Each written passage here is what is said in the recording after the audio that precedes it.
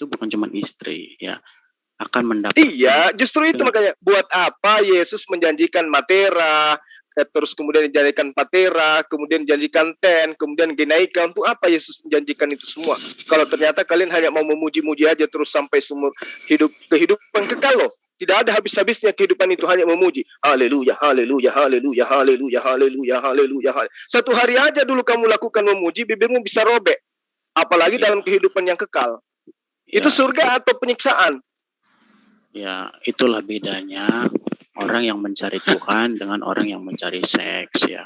Kalau orang yang mencari Tuhan, kamu salah, Edis. Kamu itu umat cabul. Ketika kamu mendengarkan surga, yang ada dalam pikiranmu itu hanya seks.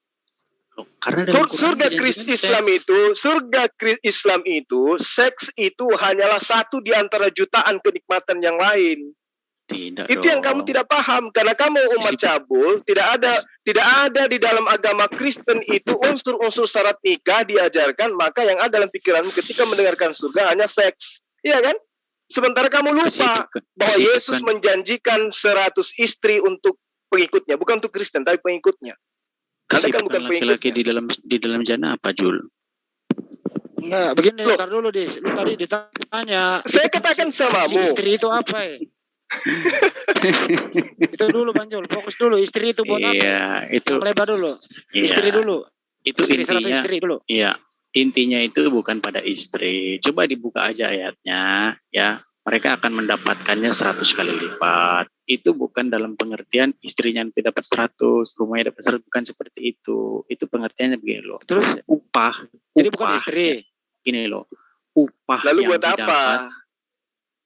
Ya, itu berbicara soal upah. Jadi upah yang didapatkan dari mengikuti Tuhan itu akan diberikan nanti 100 kali lipat. Bukan berarti beneran 100 kali lipat, tidak, artinya upah itu akan berlipat-lipat ganda gitu. Itu kan bukan hanya istri, saudara-saudara gitu kan, anak dan lain sebagainya kan ada semua di situ.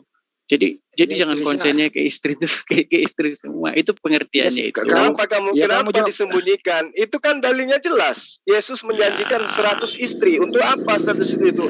Cari kutu. Kalau ayat 100 istri tidak ada. Itu ayatnya dipotong, jangan dipotong. Ayatnya siapa bilang nggak ada? Justru lembaga Alkitab Indonesia itu yang memotongnya. Ayat itu jelas mengatakan di dalam original teksnya ada. Kata Ginaika itu ada. Apa istrinya? Wife, istri. Betul, betul ada. Tapi kan bunyi ayatnya kan tidak hanya itu. Bunyinya itu begini loh. Barang siapa yang mengikut aku, ya meninggalkan saudara-saudaranya, meninggalkan rumahnya, meninggalkan istrinya, akan diberikan 100 kali lipat. Bukan dalam pengertian istrinya jadi 100. Itu pikiran cabul. Loh. Justru sekarang kamu yang harus kamu klarifikasi. Jadi Kenapa? Maksud daripada menjanjikan Yesus kepada muridnya 100 istri itu maksudnya apa itu istri? Harusnya jangan cuma istri dong. Saudara-saudaranya juga jadi 100 kalau kayak gitu pikiranmu. Iya.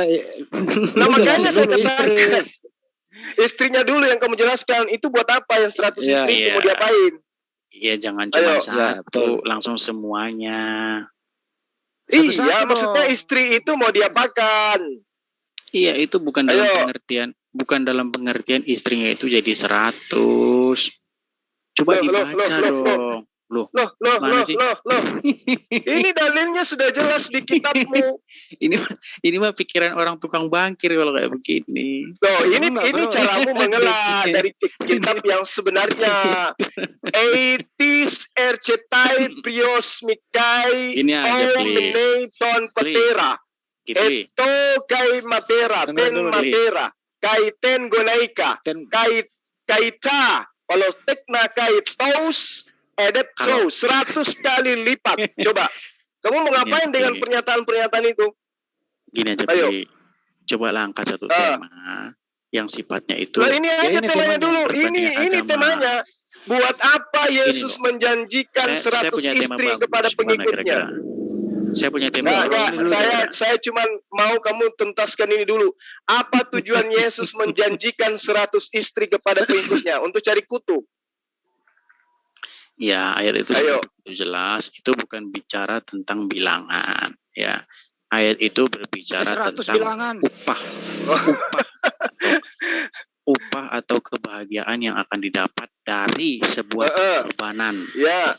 Dibaca aja dengan jelas dari awal sampai akhir. Loh, Itu sudah jelas kok. Malah saya sudah membacakan original teksnya samamu bahwa Yesus menjanjikan 100 istri. Kalau kau meninggalkan istrimu, aku menjanjikan 100 istri. Istri itu untuk apa?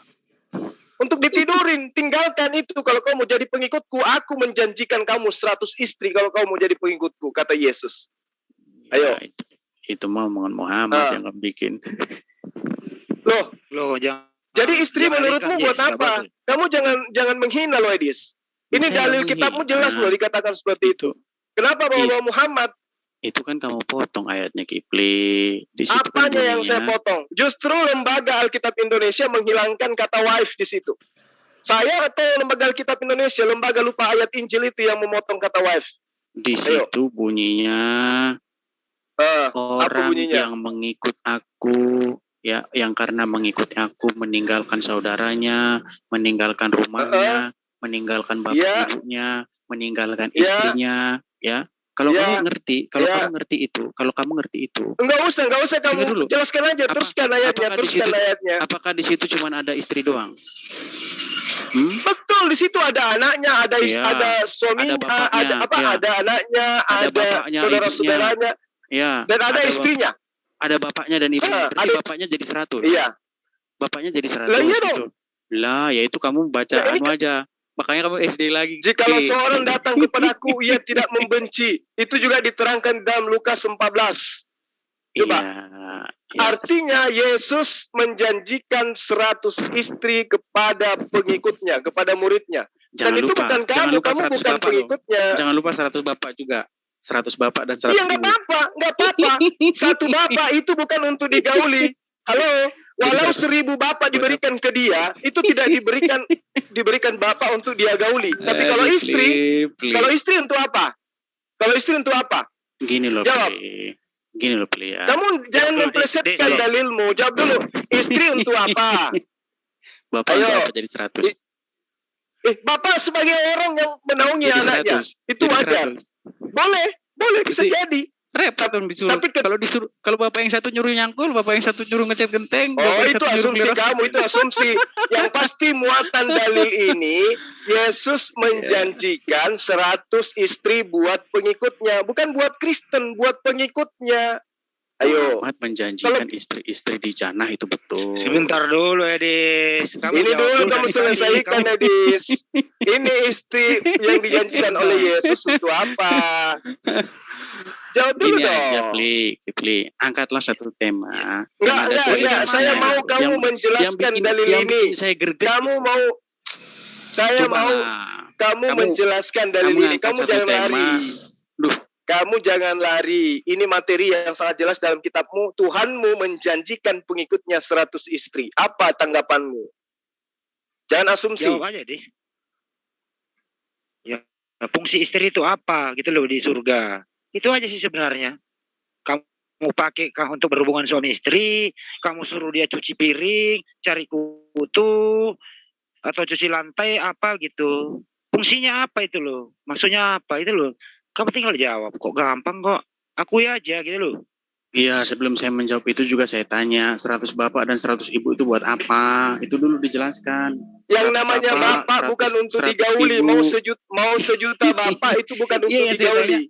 Untuk apa 100 Tetapi bapak, 100 yang dibilang ibu, 100 istri saudara itu untuk digauli. Ya, yang saya tanyakan untuk apa 100 bapak, 100 ibu, 100 saudara itu untuk apa? Untuk apa, Pli? Ya, sebagaimana peruntukannya bapak itu seperti apa di muka bumi ini? Peruntukan bapak itu untuk apa? Saya tanya sama kamu, peruntukan bapak itu untuk apa? Kalau ada yang tema greget gitu, siapa gitu? Ini sangat greget. Yesus menjanjikan 100 istri buat penghuni surga. Ayo, kamu gak usah salto kemana-mana. Ketahuan kan, kau pingin menutupi ajaran Yesus itu jelas. Menjanjikan 100 istri buat pengikutnya. Ayo. 100 istri, 100 bapak, 100 ibu, 100 Iya, mau 100, mau 1 juta bapak itu nggak masalah. Yang saya permasalahkan istrinya. Itu mau diapakan itu 100 istri. Kalau hanya menjanjikan banyak istri itu Muhammad. Kalau Yesus nggak pernah. Ini Mana jelas sih? dikatakan, dan setiap orang yang karena namaku meninggalkan rumahnya, saudara-saudaranya, baik perempuan maupun ibunya, laki-laki, bapaknya, saudara ibunya, laki-laki, istrinya, akan mendapatkan 100 anak-anaknya, kali lipat. ladangnya, Betul? akan menerima Dapatkan kembali 100 kali lipat dan akan Pertanyaan memperoleh saya, hidup yang kekal. oke. Pertanyaan Oke, sama-sama. saya, Dengar dulu. pertanyaan saya, coba kamu jawab. Kamu Iya, yang jawab. Untuk Pertanyaan saya sama apa kamu, untuk Yesus apa 100 bapak dan menyediakan 100 ibu? Nah, untuk apa? Untuk apa Yesus Untuk apa menyediakan Yesus 100 bapak 100 ibu? menyediakan 100 istri untuk pengikutnya? Jawab. Kipli. Ayatnya itu jangan Jawab dulu. dipotong. Jawab 100 dulu, bapak, jawab dulu 100 dong. istri Jawab itu dulu dong. gimana?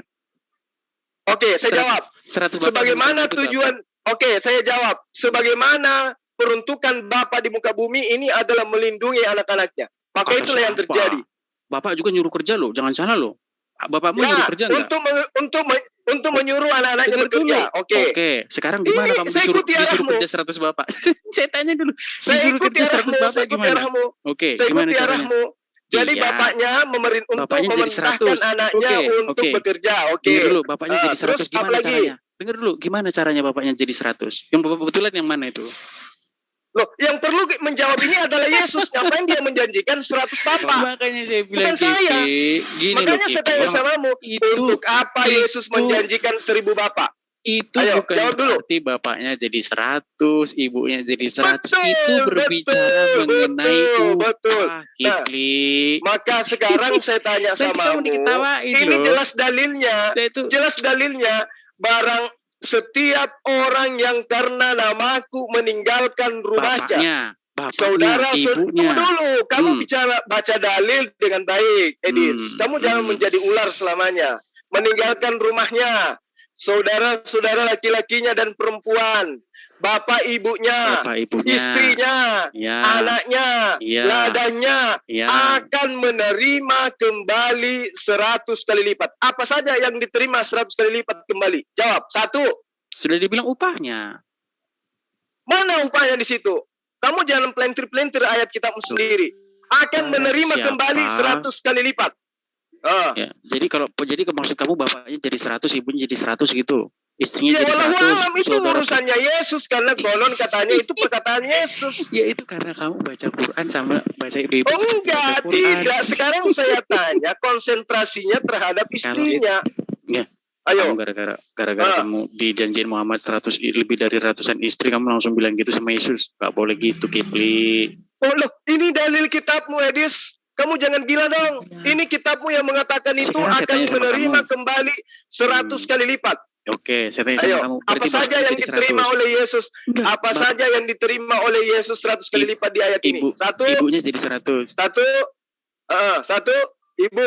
Kedua. Apa yang enggak ada, Mas? Kedua, apa lagi? Iya. Yang diterima 100 kali lipat pertama jadi, bapaknya. Ibunya jadi 100. Ibunya. Ya, anaknya. Ibunya terus, jadi 100. Istrinya. Ibunya jadi 100. Istrinya jadi apa? Istrinya. Edis ini Bible-mu loh. Ini ayatmu loh. Istrinya jadi berapa? Nggak usah ngawur kamu. Istrinya jadi berapa? Tidak ada di situ bapaknya jadi 100, istrinya jadi 100. Nah, bapaknya jadi 100. Terus loh, maksudnya itu kan dalilnya jelas akan menerima kembali 100 kali lipat. Bapaknya dia terima jadi berapa 100. Kali lipat? Jadi 100 bapaknya. Oke. Istrinya jadi berapa? Enggak, saya tanya sama kamu. Istrinya jadi berapa? Ibunya jadi istrinya 100. Jadi berapa? Tunggu dulu, istrinya jadi berapa? Iya, ibunya jadi 100, istrinya jadi berapa? Itu bukan bicara soal. Tunggu dulu, jangan Aduh. kamu menutupi kebenaran. Istrinya berapa kali lipat? Jawab. Ayo, jangan tutupi kebenaran. Istrinya berapa kali lipat diterima kembali? Itu bukan cuma hanya istri. Saya tidak mau. Oke, satu paket. Bapaknya 100 kali lipat. Bapaknya 100 kali lipat. Oke, saya tanya. Pengertian bapaknya 100 kali lipat itu gimana maksudnya? Bapaknya jadi 100 gitu. Bapaknya 100 kali lipat artinya seperti apa yang kamu pahami dengan bapak yang ada di muka bumi ini? Bapakmu tujuannya apa di muka bumi bapaknya ini? Jadi 100. Bapakmu di muka bumi ini untuk apa? Sekarang saya tanya, bapakmu di muka bumi ini untuk apa? Di kehidupan kamu, bapak itu fungsinya sebagai apa? Kipli, sabar. Cooling down dulu, Kipli. Cooling down ya. Saya cooling down dari tadi. Ya, memang kayak begini cara saya untuk apa menyadarkan serigala berbulu domba. Sekarang saya tanya samamu, sebagai serigala, coba kamu jujur. Bapak itu tujuan dalam hidupmu itu sebagai apa di muka bumi ini? Gini, Jawab. Ya, bapaknya 100, ibunya 100. Gimana? Maksud Iya. yang bapak betulan Iya. siapa? Sama ibu betulan. Oke, bapaknya 100. Nah, sekarang Ibunya istrinya 100. berapa? Iya. Iya. Saya tanya Terus dulu bapak. istrinya berapa? Kamu jelaskan dulu bapaknya 100, ibunya 100 gimana itu? Malah bikin Kehadiran daripada seorang, dengarkan saya, tolong kasih saya waktu, wahai serigala domba yang nyamar domba, dengarkan saya. Ketika dia katakan, setiap orang yang karena namaku meninggalkan rumahnya, aku akan memberikan rumah berlipat-lipat kali ganda daripada Mana? rumah yang ditinggalkan. Mana dibilang rumah Jelas. berlipat-lipat ganda? Mana? Loh itu, aku akan kembalikan kepada yang 100 kali lipat. Ada kan dalilnya? Maksudnya Betul nggak? gimana itu? Ngerti nggak maksudnya gimana? Kalau- Berarti bapaknya jadi 100 gitu, ibunya jadi 100 gitu. Oh bukan. Nah, itu bukan. Bukan. Nah, itu bagus. Artinya ya, begini. Mantap. Itu bukan. Udah Artinya bukan. begini, Mantap. Edis. Mantap. Sip. Serigala, Mantap. serigala, dengarkan serigala, dengar. Ketika ayat ini mengatakan bahwa dia akan mengembalikan 100 kali lipat. Jadi, ketika berbicara terhadap Bapak ini adalah pelindung anak-anaknya. Maka Allah akan memberikan Tadi kan perlindungan udah saya berkali lipat tanya. dari seorang bapak. Tadi kan sudah Ayo. saya tanya. Nah, kalau apakah istri, bapaknya dan ibunya Istri jadi ini 100? adalah teman bersetubuh. Istri ini teman bersetubuh, teman bikin anak. Ketika dijanjikan akan mengembalikan 100 kali lipat, berarti akan dikembalikan 100 kali lipat tempat bersetubuh. Lu mau apa lagi? Cuma pikiran Muhammad. Itu bukan pikiran saya, serigala. Itu ada dalil kitabmu yang mengatakan. Makanya kamu jangan berpura-pura jadi domba. Tunjukkan dalilmu sesuai dengan apa yang ada dalam kitabmu. 1000 bapak artinya 1000 orang yang 100 bapak artinya akan mendapatkan 100 orang yang menaungi layaknya seorang bapak. 100 ibu artinya akan menerima 100 kali lipat Mungkin ibu yang menyayangi dia. Mungkin nggak ibu 100 menjadi 1000? istri berarti Ya. 100 wanita yang akan memberikan kepuasan seks kepada siapapun yang mengikuti Yesus. Itu dalil yang ada dalam kitab. Itu bukan asumsi. Kalau kau mengatakan itu asumsi, sekarang giliranmu menjawab. Apa maksud Yesus mengatakan 100 kali lipat istri? Jawab. Ya, Maksudnya apa? itu berbicara soal upah. Ya. Iya, betul. Makanya upahnya Yesus akan memberikan mereka 100 kali lipat dari apa yang mereka tinggalkan, termasuk istrinya. Sekarang Anda terangkan coba. Ya, jadi begini. Upah yang diterima adalah 100 istri. Maksudnya apa coba? Elah, gimana gua mau ngomong, setiap ngomong lu potong terus Kipli. Lu ini pesan gua sama lu, Pli, ya. Coba kurangin ngomongnya jangan panjang-panjang. Lu kan sering debat voice note ngomong sampai 7 menit, 10 menit. Ya elah, siapa yang mau dengerin? Makanya ganti. Aduh, ya, jawab aja sekarang. Apa maksud Yesus akan mengembalikan 100 istri kepada siapapun yang menjadi muridnya? Jawab. Saya jawab. Tidak ada di situ Yesus mengatakan akan menjadikan istrinya jadi 100. Ya, karena kalau menjadikan istrinya jadi 100, maka itu otomatis akan membuat bapaknya juga jadi 100, ibunya juga jadi 100. Nah, ini akan menjadi aneh. Masa ibunya jadi 100? Namanya ibu itu cuma satu. Nggak ada manusia ini 2 ibunya. Ibunya itu ya 1. Gitu loh. Jadi di sini intinya itu mendapatkan upah 100 kali lipat dari meninggalkan mereka itu. Gitu. Sudah Itu jelaskan asumsi atau ada dalil yang menguatkan itu? Itu kan bunyinya seperti itu, bunyi teksnya. Barang siapa yang meninggalkan, barang siapa yang meninggalkan, barang siapa yang karena namaku meninggalkan bapaknya, ibunya, saudaranya perempuan laki-laki, saudaranya perempuan, istrinya, ya, rumahnya dan lain sebagainya, akan mendapatkan upahnya 100 kali lipat. Bukan jadi pengertian. Kamu baca terjemahan mana? Oh, serigala, kamu baca terjemahan mana upahnya di situ? Di terjemahan baru nggak ada upahnya. Menerima kembali yang ada. Terjemahan lama juga mengatakan 100 kali lipat. Tidak ada di situ upahnya. Kamu pakai terjemahan mana kamu menggunakan itu? Makanya kalau baca Bible itu dibaca semuanya. Loh, justru saya yang mau tanya samamu. Makanya kalau baca Bible itu baca dengan benar. Ya, jangan kamu plesetkan kitabmu sendiri. Di situ tidak ada upahnya. Terjemahan lama mengatakan, aku akan kalian akan menerima 100 kali lipat. Terjemahan baru, akan menerima kembali 100 kali lipat. Nah, kamu Ya, dapat kata upahnya tadi itu dari mana? Tadi kamu sudah mengakui kan, kalau bapaknya tidak jadi 100, ibunya tidak jadi 100. Kenapa kok cuma istri doang yang jadi 100? Kayaknya kamu Ya, aneh banget. taruhlah misalnya istrinya tidak menjadi 100, Edis. Oke? Tidak menjadi 100, anggaplah kita ini gila semua kayak kamu. Tapi Yesus mengatakan akan menerima kembali istrinya. Maksudnya untuk apa itu istri terima kembali? Bukan cuma istri. Gak usah, hilangkan aja 100 kali lipat. Bapak, ibu. Iya, saya tahu. Kamu nggak usah kembali lagi bahas bapak. Pada intinya Yesus menjanjikan kembali istrinya. Untuk apa istri kembali sementara dia sudah di surga? Tadi kan kamu sudah mengatakan bahwa bapaknya tidak jadi 100, ibunya tidak jadi 100. Oke, sudah tidak usah bapak, nggak usah bahas bapak, nggak usah bahas yang lain. Bahas istri, satu istri aja. Untuk apa Yesus mengembalikan istri satu kepada penghuni surga nanti? Untuk apa? Iya, jadi begini. Istri, orang tua, dengarkan asumsi aja kamu. Umat serigala, kamu ingin menutupi kebenaran. Dalil kitabmu sudah jelas. Yesus menjanjikan 100 istri buat muridnya. Kamu gak usah kepanasan dengan dalil itu. Karena kamu bukan murid Yesus. Kamu pentuhan Yesus. Kamu penyembah Yesus. Benar nggak kamu pentuhan Yesus? Kayak Uti, kayak Ripa ini.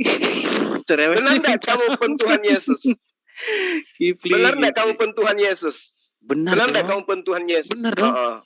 Benar. Ya sudah, kalau begitu dalil ini kamu nggak usah bantah. Karena Yesus hanya menjanjikan 100 istri kepada muridnya, bukan kepada Kristen. Udah selesai. Saya jawab ya gini. Jadi istri, rumah, anak, ya, orang tua itu sebenarnya melambangkan kebahagiaan. Makanya ada orang ngomong harta yang paling indah adalah keluarga.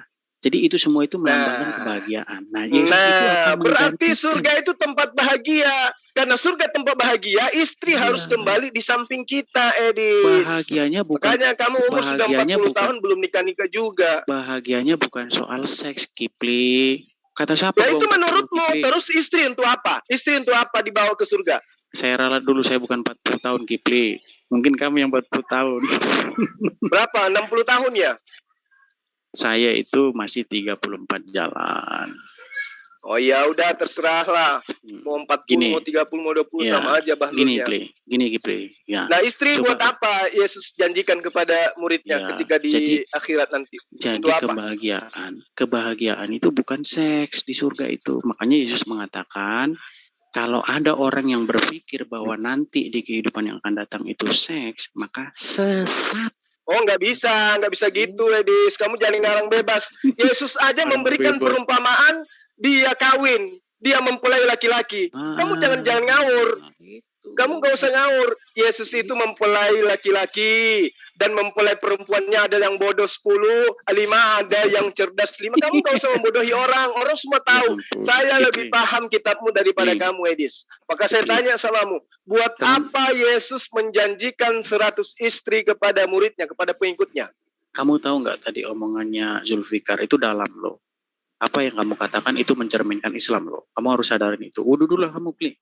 Wudhu dulu biar tenang, hatimu biar tenang. Apa yang salah? Ini kan kamu tadi bawa-bawa Nabi Muhammad SAW.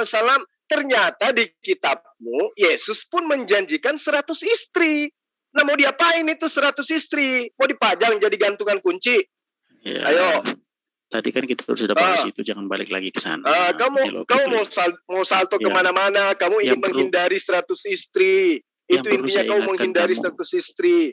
Yang pasti Nabi Allah di dalam kitab yang kau imani sebagai firman Tuhan juga menjanjikan 100 istri kepada pengikutnya. Oke? Laki-laki tapi kayak kayak Uti bener loh kamu gitu.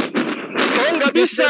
Kalau orang kayak Edis ini nggak bisa. Saya sudah puluhan tahun kenal kamu, Edis. Kamu mengaku mu'alaf, mengaku sebagai Katolik, mengaku Advent, mengaku Mesias, mengaku ini dan seterusnya. Kamu itulah dusta kamu. Semua itu. Dusta semua kamu. Apa dusta? Tahun dari mana? Dusta? Puluhan tahun dari mana? Kalau kamu kenal saya iya. Dari Kalau saya kenal sejak kamu, FB kalau saya saya kenal kenal sama- kamu, Edis. gimana? FB kita Dari berteman zaman nggak? FB saya kenal kamu. FB kita Iya berteman nggak? dong, Tanya. foto-foto kamu itu kamu Enggak, share, FB kita kamu lagi di berteman nggak? masjid buka puasa. Enggak. FB kita berteman nggak? Saya tanya. FB kita berteman nggak? Saya tanya. Oh jelas dong, Berteman. Nama berteman FB-mu dong. apa? Nama FB-mu apa? Saya Zulkifli M. Abbas. Semua Mana orang nggak tahu ada? FB saya. Nggak ada Orang nama yang teman tidak saya kenal Zulkifli. FB itu. Kamu katakan waktu itu kamu sesepuh dengan Sugiono. Sugiono itu justru junior saya. Tanya ke dia. Kamu nggak katakan kalau kamu sama dia sesepuh kan? Sesepuh Iya kan? gimana maksudnya? Sulit Kristologi itu junior saya di FB asal kau tahu. Junior. Loh, saya seumuran dengan Gus Mendem kalau kau tahu. Lukmanul Hakim itu sesepuh saya. Kamu anak baru kemarin sore, Edis. Kamu katakan kamu seangkatan Ustaz Sugiono. Ala mama junior saya kau berarti. Kalau kamu bilang kamu kenal sama saya puluhan tahun itu bohong. Ya, Saya paling kenal kamu setelah paling kamu kamu itu menyebarkan foto-foto kamu di FB. Kamu lagi di masjid ngemis bukaan. Ngerti mana nggak? Kamu fotonya pakai mana? surban, pakai Fotonya baju mana? putih. FB Fotonya saya mana, itu semua orang Kipli? tahu. FB saya itu semua udah dihancurkan kaum kalian itu. Kipli, fotonya mana? Masih ada kok jejak digital saya. Coba kamu lihat di Gimana FB. fotonya, Zulkifli Kipli? M. Abbas dan kawan-kawan menjawab Kristen. Ada tuh di grup, masih ada grup itu sampai sekarang. Belum habis. Saya bersama dengan Pintu Hidayatullah, bersama dengan penjaga Kitabullah, bersama dengan siapa? Gus Mendem. Banyaklah pokoknya orang-orang yang pertama masuk di dunia debat di Facebook itu pasti kenal saya. Tanya aja, kenal nggak dengan Zulkifli M. Abbas? Ya, kamu angkatan tahun berapa sih? Sejak Berarti FB itu didirikan tahun berapa? 2008, 2007. Oh, Sekitaran 2008, itu. jelas. Saya 2007 masih di Kota Parepare, saya sudah main FB. FB belum ada Kamu tahun 2007, berapa? Kipli. FB itu Entahlah, adanya yang jelas saya 2008. pertama masuk FB itu pertama kali masuk di Kota Makassar, lepas dinas Parepare masuk Makassar, saya Ya, sudah main FB. Kamu diskusi baru zaman FB. Saya udah dari tahun 92, Kipli. Ya, kamu belum Ya, saya apa-apa berbicara kalau- mengenai FB. Saya berbicara mengenai FB. Iya, Mau kau dari kamu 92, Kamu mau diskusi lintas iman sejak tahun berapa sih? Baru 2008. Saya udah tahun 92, Kipli. Mungkin kamu belum lahir itu.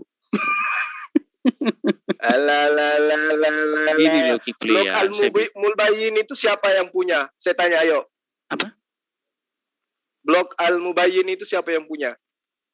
Saya nggak pernah mampir ke sana. Saya paling mampir ke Gus Mendem, Nah, makanya kamu belajar. ke ID Amor. Paling cuma ke situ. Kalau tempat kamu, bahkan FB-mu saya nggak tahu apa. Oh iya, sudahlah.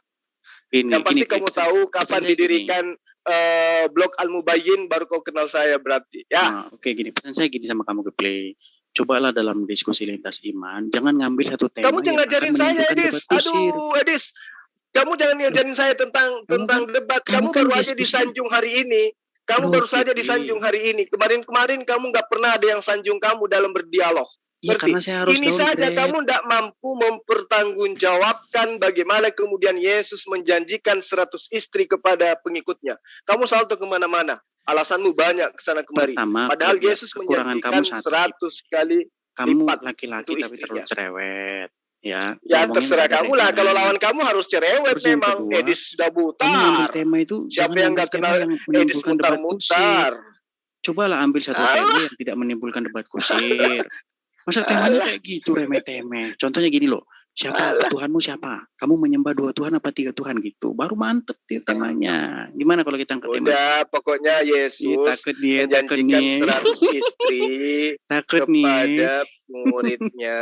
Gini aja. Gak Kata ada, kamu, saya takutkan sama Edis. Kamu gak bisa bahasa Ibrani, Edis. Gak bisa bahasa Yunani. Gak bisa bahasa Al-Quran, bahasa Arab. Apa yang harus saya takutkan sama kamu? Coba. Emang kamu bisa bahasa Tunjukkan. Arab? Emang kamu bisa bahasa Arab? Enggak, saya tanya dulu samamu. Apa Enggak, yang emang bisa kamu bisa saya bahasa Arab? takutkan samamu? Ya Bisa, segalanya. minimal saya bisa baca kitab saya sendiri. Segalanya kamu Coba. takut sama saya. Kamu bisa bahasa Arab. Loh, kok segalanya tes saya dulu, takut? saya tes Saya dulu kalau takut, kamu bisa bahasa Arab. saya takut kamu itu apanya? Saya takutkan samamu. Apa? Oke, kalau begini, Saya takut Kunci apa? loh. Kira-kira samamu itu saya takut apa? kita Apa yang kamu Kita punya yang ambil membuat saya takut, Edis? Edis, Tuhanmu aja manusia, dibunuh oleh manusia. Yang saya takutkan samamu apa coba? Ayo.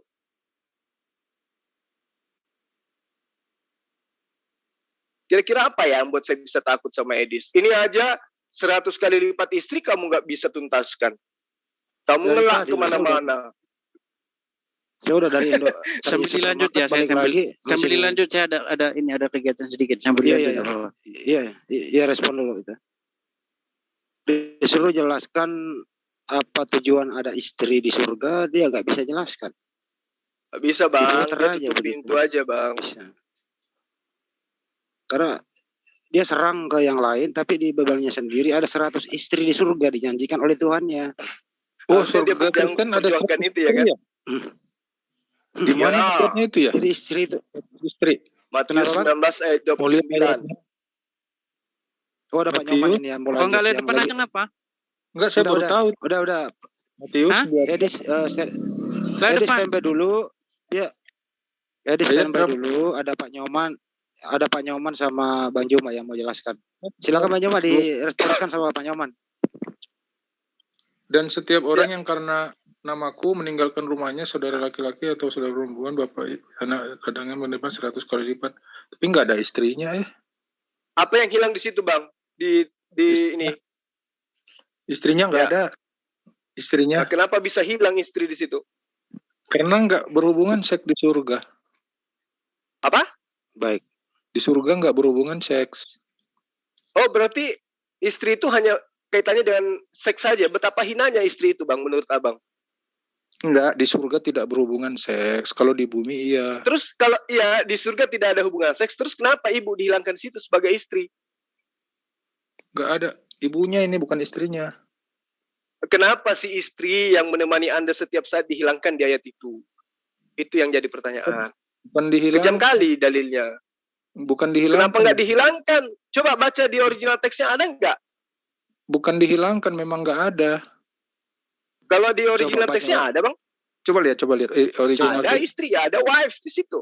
Lembaga Alkitab Indonesia yang menghilangkannya. Coba Anda lihat. Oh, jangan menghilangkan dong. Nggak ada. Kalau nggak ada ya jangan dibilang dihilangkan. Yang ada mana? Yang ada. Coba lihat yang ada mana? Coba bacain dulu Iya. Bang Juma original teksnya. Ya, Saya ingin melihat dulu. Saya dulu lihat. Coba Anda buka dulu di Lukas 14 ayat 26. Lukas 14 ayat 26. Lukas 14 ayat 26. 6. Isinya adalah jikalau seorang dapat kepadaku dan ia tidak membenci bapaknya, ibunya, istrinya. Membenci ini mah bukan upah. Ya, giliran membenci istri kalian adakan, munculkan. Kasihan kali istri ini ya. Giliran dibenci muncul dia. Karena di surga nggak ada hubungan seks. Loh, memang berhubungan dengan istri itu hanya orientasinya hanya seks gitu. Di surga Alkitab mengatakan tidak ada seks di surga. Kalau Alkitab bukan mengenai seks. Saya nggak tanya mengenai seks. Saya tanya di dalil Anda ini ada yang cacat, ada yang dihilangkan. Iya, tadi di sini ada ladangnya. Sekarang saya tanya sama Anda, di surga itu orang berladang? Iya, baca nggak? Ada nggak? Bercocok tanam di surga? Ada nggak dapat 100 istri? Nggak ada kan? Enggak, saya tanya sama Anda. Anda katakan tidak ada istri karena di sana tidak ada seks. Tapi di ayat Matius 19 ayat 29 di situ ada ladangnya. Apakah di surga Anda itu masih bertani, bercocok tanam? Jawab. Yang mana ada ladangnya? Loh, Matius 19 ayat 29 itu, Bang. Oh, kembali lagi ke Lukas berapa tadi? 14:26. Ini kan membenci Matius ya. 19 Matius 19 ayat 29. Ini tadi maksudnya Matius 19 ayat 29 ya. Ya. 19 ayat 29. Iya, di 29 itu kan saya cari-cari nggak ada istri, makanya saya heran. Nggak ada istri. Kenapa nggak ada istri di situ, Bang? Iya, kenapa nggak ada istri? Ya, Bang nanyanya ke LAI dong, jangan ke saya. Tadi katanya karena di surga nggak ada seks. Betul nggak? Bukan, di surga itu tidak ada seks. Iya, makanya istri nggak dituliskan di sini, iya kan? Enggak, masalah hilang. Saya nggak tahu ya, apa ada yang ada istri atau tidak. yang saya baca di sini karena nggak ada, jadi nggak usah dikaitkan dengan 100 istri kata ayat ini. Kecuali di ayat lain ada gitu. Maka dari tadi saya heran kok ada upah 100 istri. Saya justru pengen Tapi di jadi dalam agama original Kristen. teks kitab Anda itu ada loh istri, Bang. Iya, justru karena itu kalau memang ada 100 istri di surga, saya tuh nggak mau pindah Kristen. Tetap aja karena lebih banyak istrinya. Nah ini dalilnya ada, jelas di situ ada gunaika itu apa istrinya. Gunaika itu bahasa Yunani artinya wife dalam bahasa Inggris, istri dalam bahasa Indonesia. Mana ada ayatnya istri di terjemahan mana? Terjemahan Inggris. Coba teman-teman tunjukkan dong. Saya juga jadi saya ingin ini dapat hadiah 100 istri ini kalau memang betul ya. Iya. Itu malah keuntungan buat umat Kristen dong, lebih hebat dari umat Islam. Iya betul. Nah gitu dong, harus ngaku. Iya benar. Ya, kalau memang ada, teman-teman kan nggak ada. Itu hanya iming-iming loh 100 istri. Kalau nggak ada kan kecewa nanti saya. Pak Nyoman, di surga itu, kalau di surga itu Kristen ngapain sih Pak? Kalau di surga? Ya betul sih kata beliau itu selain menyembah, bernyanyi, memuji Tuhan, ada sih makanan di surga, buah-buahan. Ada, dia nggak tahu itu. Tapi ini Pak ini gimana sih itu? Ini orang ini. Rumah Bang, ada bisa rumah. nunjukin ini nggak? Bisa nunjukin ini nggak? King James nggak? Enggak, langsung aja saya lihat di sini. Saya ikutin tayangan abang aja. Ya, yang coba di subscribe dong. Di ini, di subscribe. Bisa. Ya. Pak Iman. Iya. Gimana? Pak Iman itu Kristennya udah lama belum? Saya lucu. Enggak, yang tadi itu Kristennya udah lama belum? Siapa sih Edis? Iya. Itu Edis Kristen Karatan itu Pak Yawan. Masa baru di ya? surga hanya menyembah King James Bible. Ada rumah kok di surga. Iya, masa katanya hanya menyembah saja, nggak ada yang lain. Ada. Iya. Makanya Pak Nyoman ini orangnya bijak gitu loh. Karena saya baca 29. Surga ada. Ayat 29. Saya kan bacanya dari Kejadian sampai Wahyu, harus baca semua. Kejadian. Ini bahasa apa ya, Bang? Taruh. Ya itu tadi. Yesus menjanjikan 100 istri bagi muridnya. Mana istrinya nih? Dan setiap orang yang karena yang warna merah bukan ya? Oh, yang di atas. Oh, and everyone that had forsaken houses or brethren or sister or father or mother wife, mana ya? Kok nggak kelihatan? Hilang Bang, hilang. Ada kok. Wife of children. Hah? Names for my names. Hilang. Smell. Digeser-geser layarnya Bang. Pakai HP ya Bang Pak Nyoman ya? Iya, tapi bisa kok pakai HP. Nah, coba kecilin dikit. Udah kelihatan. Ya, udah. Coba baca Pak. And everyone that hath forsaken houses or brethren or sister or father or mother or wife or children or lands for my name's sake shall receive an hundredfold and shall inherit everlasting life. Ada ya wife di situ? Ya. Kalau yang saya pahami, karena di surga Kristen itu tidak ada kawin mawin, tertulis jelas, maka saya juga yakin bisa pastikan, karena kalau tidak ada kawin mawin di surga, ada ayatnya, maka tidak ada hubungan seks. Itu jawabannya. Fungsi istri apa Pak Nyoman? Fungsinya istri di surga apa Pak? Nah, kalau di surga, karena istri itu kan selain untuk hubungan seks kan banyak ya. Iya. Selain itu aja. Jadi selain itu aja. Oh, jadi di surga itu Kristen Jadi di surga istri nggak ada hubungan suami istri, istri hanya disuruh nyuci. Iya. Nggak ada. Nah, kalau yang lain-lain mungkin bisa lah ya untuk nemenin sebagai teman, sebagai sahabat. Seperti orang yang udah kakek nenek kan udah nggak berhubungan seks misalnya kalau di dunia itu karena udah ya kalau yang masih udah ya kalau mati muda gimana Pak? Kan nggak sama umuran. Kita di surga umurnya sekitar 30 tahunan.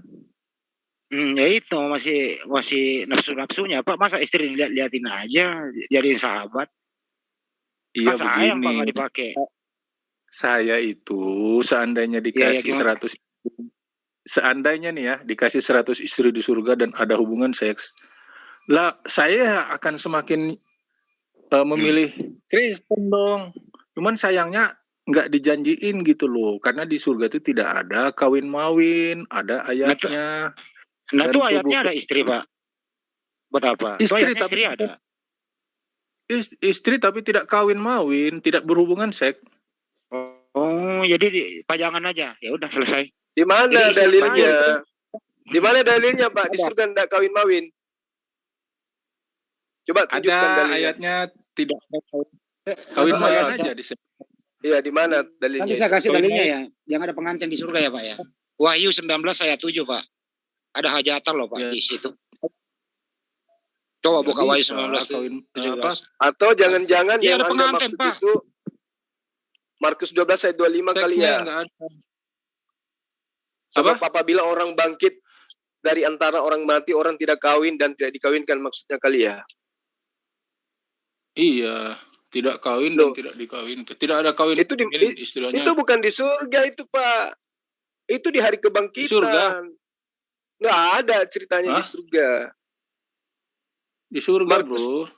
Markus 12 ayat 25 itu, sebab apabila orang bangkit dari antara orang mati, orang tidak kawin dan tidak dikawinkan, melainkan hidup seperti malaikat di surga. Ya, itu. Di surga itu malaikat memang tidak kawin-mawin. Layaknya orang yang baru dibangkitkan dari kematian. Masa bangkit dari kematian langsung kawin-mawin? Pak. Jadi ini tidak bercerita tentang orang yang ada di alam surga, tidak. Hanya orang yang dibangkitkan dari kematian setelah mati, itu bangkit tidak kawin-mawin, sama seperti malaikat di surga juga tidak kawin-mawin. Memang di surga itu malaikat tidak kawin-mawin. Nah, kondisi malaikat di surga yang tidak kawin-mawin itu sama dengan kondisi orang yang bangkit dari kematian. Sekarang saya tanya, Bapak ketika bangkit langsung di surga? Iya, kita pengangkatan sih langsung dibawa ke atas.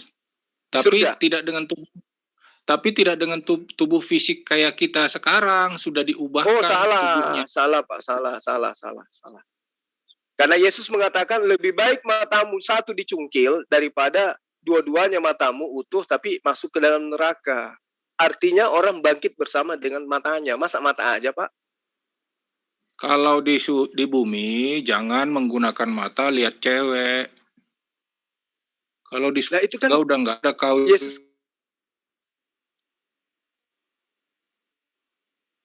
Halo? Iya, jelas yang jelas dimaksud di situ hari kebangkitan. Ya, hari kebangkitan itu maksudnya apa? Iya. Hari kebangkitan itu maksudnya setelah apa? Hari kebangkitan. Iya, kita belum di surga kan? Ke surga dong. Belum kan dibangkitkan. Loh, kapan dihakiminya? Berarti orang dihakimi di surga. Kan dibangkitkan itu kan untuk dibawa ke surga. Kalau orang Kristen tidak dihakimi, yang dihakimi adalah orang yang mempunyai kitab. Yang mempunyai kitab itu yang dihakimi menurut kitabnya masing-masing oleh Yesus Kristus. Oh gitu. Tidak dihakimi. Jadi orang Kristen tidak dihakimi. Tidak. Karena dia sudah mendapat penghapusan dosa kan oleh penyalipan. Oh, gitu toh. Berarti Yesus pilih kasih dong ya? Nah, kan di bumi kan Yesus sudah bilang barang siapa percaya kepadaku, ia akan mendapat keselamatan. Percaya Yesus sebagai Tuhan. Iya. Nah itu yang menarik. Justru yang saya ingin tanya kepada Bapak, andaikan Bapak percaya kepada Yesus, apakah Bapak akan menyembahnya? Loh, menyembahnya itu di surga, bukan di bumi. Kalau di bumi Enggak, dia bukan Allah. Dia sekarang ini Anda menyembah manusia. Yesus. Enggak, begini Pak Jul, iya, saya luruskan kan? dulu. Saya luruskan dulu. Ini Pak Nyoman. Sebentar saya jawab. Sebentar saya luruskan dulu biar biar Pak Jul sebagai tahu. roh. Pak Nyoman ini beda dengan Kristen lain, Pak Jul. Alirannya saya Sebentar, apa? Pak Nyoman. Saya belum memperkenalkan diri. Saya bukan Tritunggal yang Iya, menyembah. perkenalkan dulu, Pak. Ya, saya aliran dulu. Gereja Kristen Allah Esa itu tidak menyembah Yesus sebagai Allah, tetapi menyembah Yesus setelah dia naik ke surga. Itu baru disembah sebagai Allah. Kenapa tidak disembah di bumi sebagai Allah? Karena dia jadi manusia. Dia hanya utusan. Oh gitu, jadi Sang Pencipta alam semesta ini pernah berubah menjadi makhluk gitu, Pak? Bukan, firman-Nya yang berubah. Firman menjadi manusia. Berarti firman itu bukan Dia Sang Pencipta alam semesta? Firman itu yang menciptakan alam semesta, tetapi dia menjadi manusia di Yohanes itu ayat 14. Jadi manusia itu tidak lagi memiliki karakter Allah, karena dia sudah mengosongkan diri dan kesetaraan dengan Allah. Oh, berarti firman itu adalah pencipta alam semesta yang pernah berubah diri menjadi manusia, gitu ya? Ya, menjadi manusia. Firman Allah menjadi manusia. Kalau sesudah dia menjadi manusia, dia mengosongkan diri dari kesetaraan dengan Allah, sehingga dia menjadi sama dengan manusia. Itu ayatnya ada. Oke, berarti seandainya firman itu tidak mengosongkan diri, berarti ada dua Tuhan yang setara di sini, antara firman dengan Sang Pencipta alam semesta, gitu ya, Pak? Kan yang berubah menjadi manusia kan firman Allah, sedangkan roh Allah itu tidak berubah, dia tetap roh. Suara Allah. Nah, sekarang firman itu suara Allah. Oke, berarti antara firman dengan roh berbeda. Kan Allah itu roh. Allah itu kan bisa Allah itu roh. Allah itu kan bisa mengeluarkan suara, bisa berfirman. Nah, Allah yang roh itu tidak menjelma menjadi manusia. Yang menjelma menjadi manusia itu adalah suara Allah, firman Allah berubah menjadi daging. Itulah namanya anak manusia, Yesus yang lahir di Bethlehem.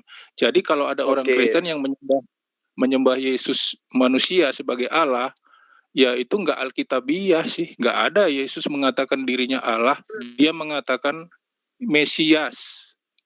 Mesias itu manusia. Oke, saya paham. Berarti Sang Pencipta alam semesta ini memiliki roh, memiliki firman. Nah, firman-Nya ini yang berfirman, firman-Nya bukan ini memiliki. Ya. Maksudnya? Jadi firman berfirman itu dia bisa mencipta, mengeluarkan suara. Malah misalnya saya ngomong nih, saya ngomong kan ada suara saya. Jadi ketika Sang Pencipta alam semesta, firman-Nya telah menjadi manusia, dia tidak bisa lagi berfirman pada saat firman-Nya menjadi manusia, Pak. Masih bisa. Ibaratnya begini loh, Bang. Misalnya saya rekam kaset nih ya. Kasetnya kan saya kirim nih. Didengar nih sama orang. Nah, sekarang saya kan masih ngomong, walaupun suara saya sudah saya rekam di kaset itu ngomong juga ngomong. Berarti ketika firman Tuhan berubah menjadi manusia, dia bukan lagi firman Tuhan. Menjadi manusia. Ya. Tapi di dalam tubuh Yesus, di dalam tubuh manusia Yesus itu ada Rohullah. Berarti yang menjelma menjadi manusia itu rohnya juga dong, Pak. Bukan cuma firman-Nya. Firman-Nya aja, Bang. Rohnya nggak berubah jadi manusia, karena roh tetap roh. Tetapi kenapa kemudian Kenapa Yesus kemudian merasa ketakutan, Pak? Ketika didatangi oleh malaikat. Ya. Padahal di dalam dirinya ada roh Tuhan. Iya. Bukannya rohnya tidak menjelma menjadi manusia, cuman jasadnya aja. Enggak. Roh itu ada di dalam dia. Seperti kita misalnya, kita kan punya fisik, punya jiwa, punya roh. Tidak ya? Iya. Nah, Yesus pun sama secara daging. Itu kan dagingnya kan bisa berdarah, bisa sakit kan, menderita, bisa mati juga. Itu loh, kalau roh Allah bisa diusik. Maksudnya rohnya Yesus menurut Anda itu ada berapa, Bang? Saya Bang siksa ya, tubuh saya Bang siksa. Sepanjang roh saya tidak memerintahkan saya itu untuk tunduk ke Bang, Abang bunuh pun diri saya, roh saya itu merdeka, Bang. Nggak bisa Abang usik roh saya itu. Iya, sekarang kan Abang ngakui pada diri Yesus itu dia adalah firman yang berubah menjadi manusia, betul? Halo? Pak Nyoman kayak signalnya nggak kurang beres, Pak. Geser-geser dikit, Pak. Signalnya Bapak kurang beres, Pak. Ini dekat jendela ya. Halo, dekat jendela ini. Ya. Coba. Jadi Yesus itu adalah firman berubah menjadi manusia, betul?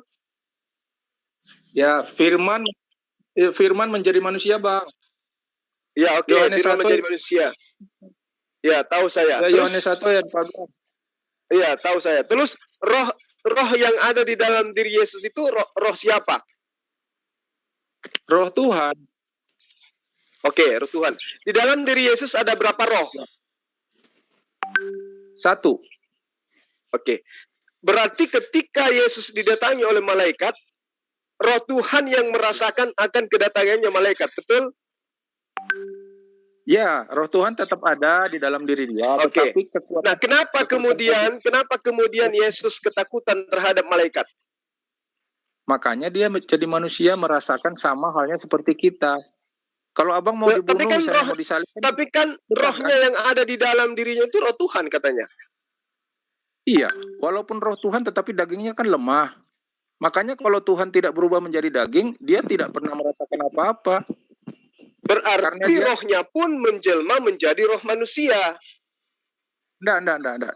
Kalau roh Allah itu ada di surga, ada di mana-mana, maha hadir. Jadi roh Tuhan roh yang ada di dalam diri Yesus itu berubah nggak menjadi roh manusia?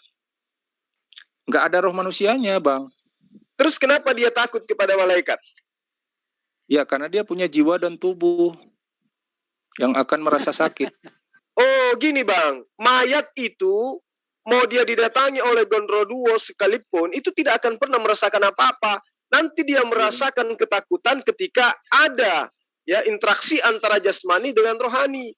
Yesus sebagai jasad manusia tidak akan merasakan ketakutan ketika roh yang ada di dalam dirinya itu tidak juga merasakan ketakutan. Karena roh yang ada pada dirinya itu merespon datangnya malaikat yang memberikan tenaga kekuatan kepada dia, maka dia ketakutan. Berarti roh yang ada di dalam diri Yesus juga itu merasakan ketakutan. Terus roh Tuhannya mana? Jiwanya Bang yang takut. Jiwanya yang takut. Kalau jiwa bisa sakit, bisa pergi. Saya tanya sama Abang secara rasional. Oke, saya paham. Kalau roh. Oke, ketika roh ada namanya sakit jiwa enggak? Ada enggak Bang? Rumah sakit jiwa ada enggak? Oke, saya tahu maksud Abang apa. Sekarang saya tanya, ketika roh Anda dicabut, kan ada rumah sakit. Oke, saya paham. Sekarang ketika roh Anda dicabut, sebentar. Bang, rumah sakit roh itu belum saya temuin di dunia manapun. Ada nggak rumah sakit roh? Rohnya sakit ada nggak? Ya, ada. Terima kasih. Oke, sekarang saya tanya, kalau roh Anda sudah dicabut, apakah jiwa Anda akan mampu merasakan ketakutan? Oh, roh dicabut ya mati dong. Berarti jiwanya nggak merasakan apa-apa lagi? Sakit, makanya ketika roh itu kok dicabut, sakit? Ya, ketika roh dicabut, apakah manusia masih bisa merasakan sesuatu kesakitan? Sudah diambil dari tubuh Yesus, barulah dia bisa mati. Nah, itu dia makanya. Berarti roh yang ada pada diri Yesus. Kalau rohnya dicabut, karena dia sudah sakit duluan, kan? Kan roh yang ada dalam diri Yesus itu tapi kan belum mati. Merasakan ketakutan sehingga respon itu dirasakan oleh jasadnya Yesus. Sehingga Yesus mengeluarkan bintik-bintik keringat seperti darah. Itu respon roh terhadap malaikat yang datang pada dirinya. Itu pertama. Yang kedua, saya ingin tanya sama Abang. Ketika Yesus dilahirkan, Bang. Jangan bilang ketika Yesus, Bang. Yang ada itu rumah sakit jiwa. Rumah sakit jiwa ada, rumah sakit badan, tubuh juga ada. Kalau orang rohnya itu sakit, enggak ada rumah sakit roh. Iya, saya tahu. Tetapi yang pastinya yang dikatakan dengan roh itu sama halnya dengan napas, sama dengan jiwa. Itu loh. Respon daripada seseorang tidak bisa dikatakan hidup itu karena adanya roh. Tidak sama dengan jiwa, Bang. Enggak sama itu, Bang. Persingkat kali gini, Pak Nyoman. Yeah. Waktu Yesus ketakutan itu, apakah ada jiwanya? Roh apa? Jiwanya? Nah, dengerin dulu, Pak. Roh apa yang ada dalam diri Yesus waktu Yesus ketakutan? Roh Allah masih ada dalam dirinya. Roh Allah. Roh Allah ikut merasakan takut apa enggak? Roh Allah ikut merasakan takut apa enggak? Enggak ikut. Enggak ikut. Justru roh Allah itu, roh Allah itu. Saya ulang, Pak. Ya. Saya ulang ya. Rohnya merasa takut enggak? Tadi kan nanya, masa saya enggak jawab dulu dong? Iya. Rohnya takut nanya gitu. Terus nanya lagi. Iya, silakan. Iya, coba. Rohnya enggak ikut takut. Yang takut itu hanya jiwa dan tubuh. Jadi walaupun dia punya roh Allah, makanya Allah itu tidak pernah sakit, tidak pernah sedih karena dia tidak memiliki tubuh dan jiwa. Sekarang dia punya. Apa fungsi roh Allah dalam diri Yesus waktu dia takut? Fungsi roh Allah itu dalam diri Yesus waktu Yesus takut. Fungsinya menuntun kepada hidup, kepada apa yang dikehendaki roh itu. Apakah roh Allah itu menuntun Yesus takut? Tidak. Menuntun Yesus untuk menuntun Yesus. Saya jawab. Roh itu menuntun Yesus. Silakan. Roh itu menuntun Yesus untuk melaksanakan tugas yang diminta oleh roh itu. Tugasnya adalah untuk rela mati. Berarti Yesus nggak tahu bahwa rohnya adalah roh Allah ya? Iya. Yesus nggak tahu kalau yang ada dalam dirinya itu adalah roh Tuhan. Tahu, dia sendiri yang bilang roh Tuhan ada padaku. Bukan berarti kalau roh Tuhan ada di dalam diri seseorang, maka dia tidak merasa sakit, tidak merasa takut, tidak merasa berdarah. Tetap namanya daging itu tetap menderita, jiwa tetap menderita. Apa bedanya kalau misalnya saya gantikan Yesus di situ sebagai Zulkifli? Zulkifli kalau diasumsikan seperti yang Anda bahasakan ya bisa juga sama seperti Yesus. Saya ketakutan karena roh saya. Ya. Tapi saya belum dengar apa? Gimana? Sebagai apa bedanya dengan manusia lain? Kalau Yesus Anda analogikan seperti tadi itu. Sebagai ya taruhlah saya di situ sebagai Yesus. Apa bedanya?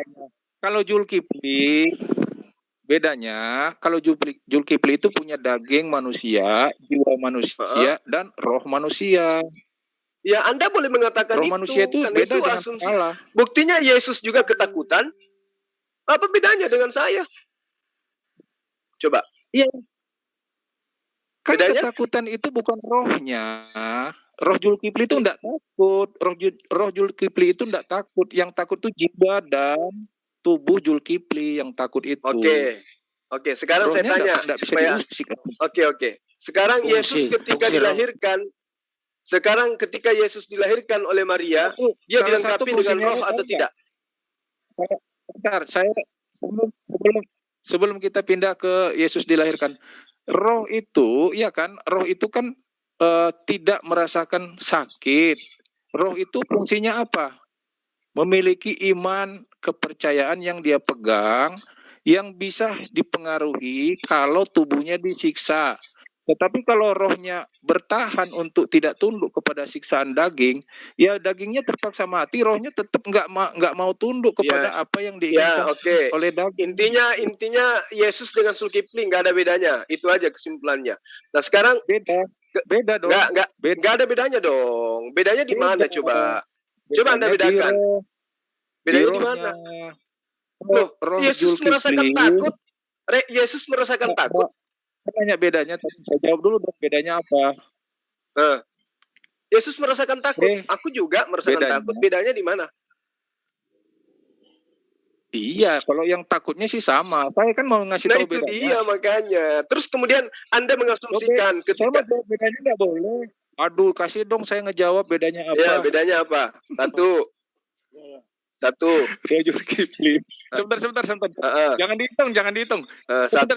Aduh, sebentar. Saya mau ngomong malah dihitung, jadi nggak bisa ngomong nih. Kok dihitung sih? Saya kayak petinju yang bedanya Yesus dengan Zulkifli apa aja? Coba. Yesus ketakutan, saya juga ketakutan. Yesus kelaparan, saya juga kelaparan. Yesus ketiduran, saya juga ketiduran. Bedanya di mana? Bedanya, ayo. Bang, pernah nonton nggak? Waktu Mike Tyson jatuh dihitung 10 sampai 10. Dia bangkit nggak pada hitungan ke 10? Ya udah, silakan aja Anda tunjukkan perbedaan antara Yesus dengan Zulkifli adalah silakan. Jangan dihitung dong. Ya, nanti Anda kewalahan kalau dihitung ya kan. Perbedaan antara Zulkifli dengan Yesus.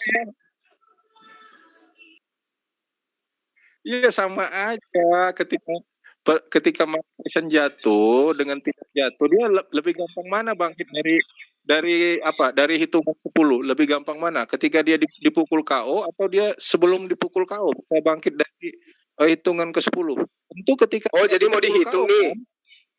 Mau dihitung. Terus kenapa masih bahas itu?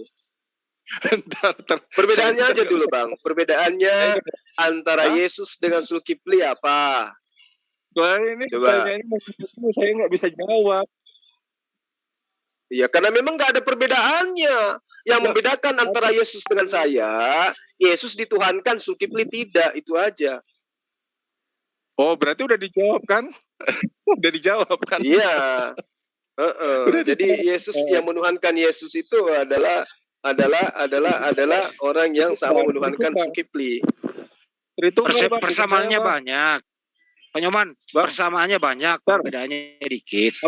Abang itu kok nuduh saya sih menyembah Yesus? Saya nggak menyembah Yesus loh, terhitung yang menyembah. Oke, sekarang gini. Baik, Anda tidak menyembah Yesus.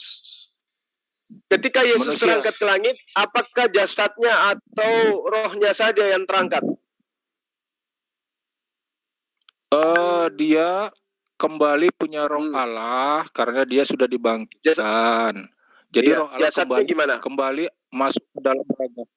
Jasadnya juga menjadi tubuh kemuliaan, tubuh kebangkitan. Maksudnya gimana? Coba Anda definisikan jasad manusia yang berdaging, yang berkelamin, yang berbiji zakar, yang makan, minum, tidur, ketakutan, kemudian berubah menjadi tubuh kemuliaan itu maksudnya coba Anda secara ilmiah jelaskan kepada kita. Alkitab mengatakan ketika manusia itu bangkit dari kematian, termasuk manusia-manusia yang sudah mati sekarang, apabila dibangkitkan pada akhir zaman, itu berubah menjadi tubuh kemuliaan. Beda dengan tubuh yang sekarang, beratnya pun beda. Kalau tubuh kemuliaan bisa terangkat naik ke surga. Tubuh kemuliaan itu maksudnya apaan sih?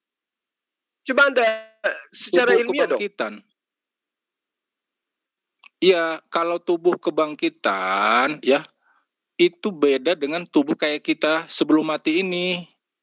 Nanti di surga darah dan darah itu tidak mewarisi surga nanti. Kita hanya punya tubuh kemuliaan. Beda dengan tubuh jasmani ketika jadi manusia. Kalau tubuh kemuliaan nggak bisa tua, nggak bisa mati di surga.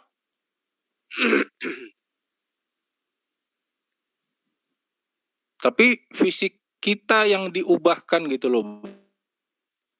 Iya, itu manusia yang diubah. Itu manusia yang dibangkitkan. Yesus maksud saya.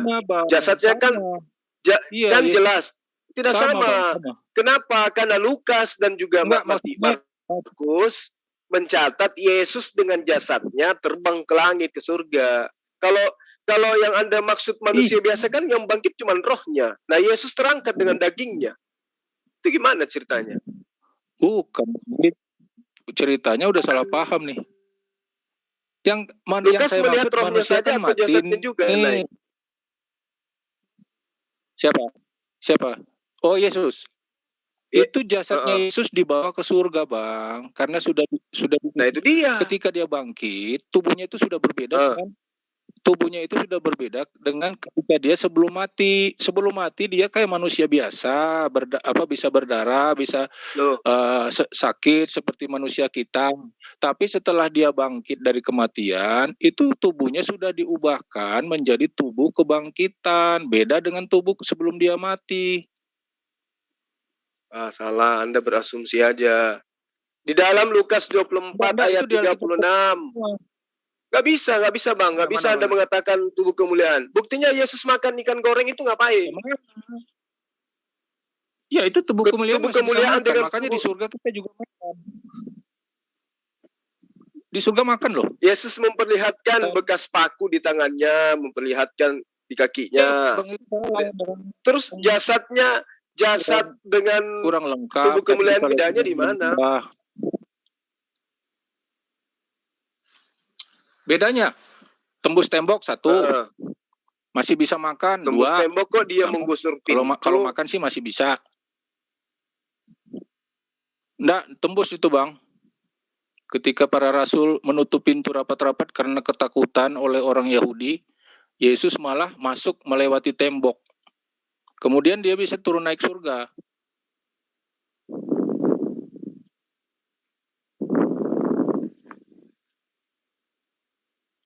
Terbukti ketika dilihat oleh Yohanes dan juga ketika dilihat oleh Stefanus, Yesus itu di dalam masa 40 hari itu ada di surga, ada di bumi.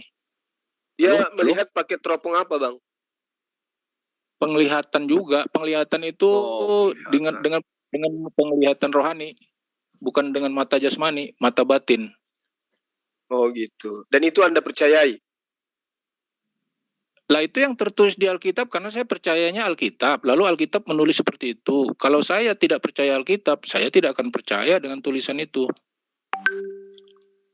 Masalahnya saya percaya menurut Iya, oke. Lalu siapa Lukas ini menurut Yesus? Itu kan udah ditanya sama Abang kemarin. Lukas itu kan dokter yang hidup sejaman dengan Yesus. Menurut Yesus, maksud saya, bukan menurut Abang, menurut Yesus. Lukas itu siapa menurut Yesus? Itu murid-murid di luar 12 rasul. Menurut Yesus itu kan pandangan kita. Menurut Yesus lah, kan Yesus yang menjadi acuan iman. Kalau Lukas hidup sejaman dengan Yesus, tapi Yesus tidak pernah berkomunikasi dengan Lukas di Alkitab, tapi dia hidup sejaman dengan Yesus. Oke, mereka hidup sejaman dengan Yesus, itu Lukas, tapi tidak pernah bertemu dengan Yesus, betul ya? Bukan tidak bertemu, tidak ada komunikasi di Alkitab ditulis. Komunikasi antara Yesus dengan Lukas tidak tertulis di Alkitab, tapi dia sebagai murid. Pada zaman itu kan banyak murid, salah satunya Lukas. Dari mana Anda bisa ngambil kesimpulan salah satunya Lukas?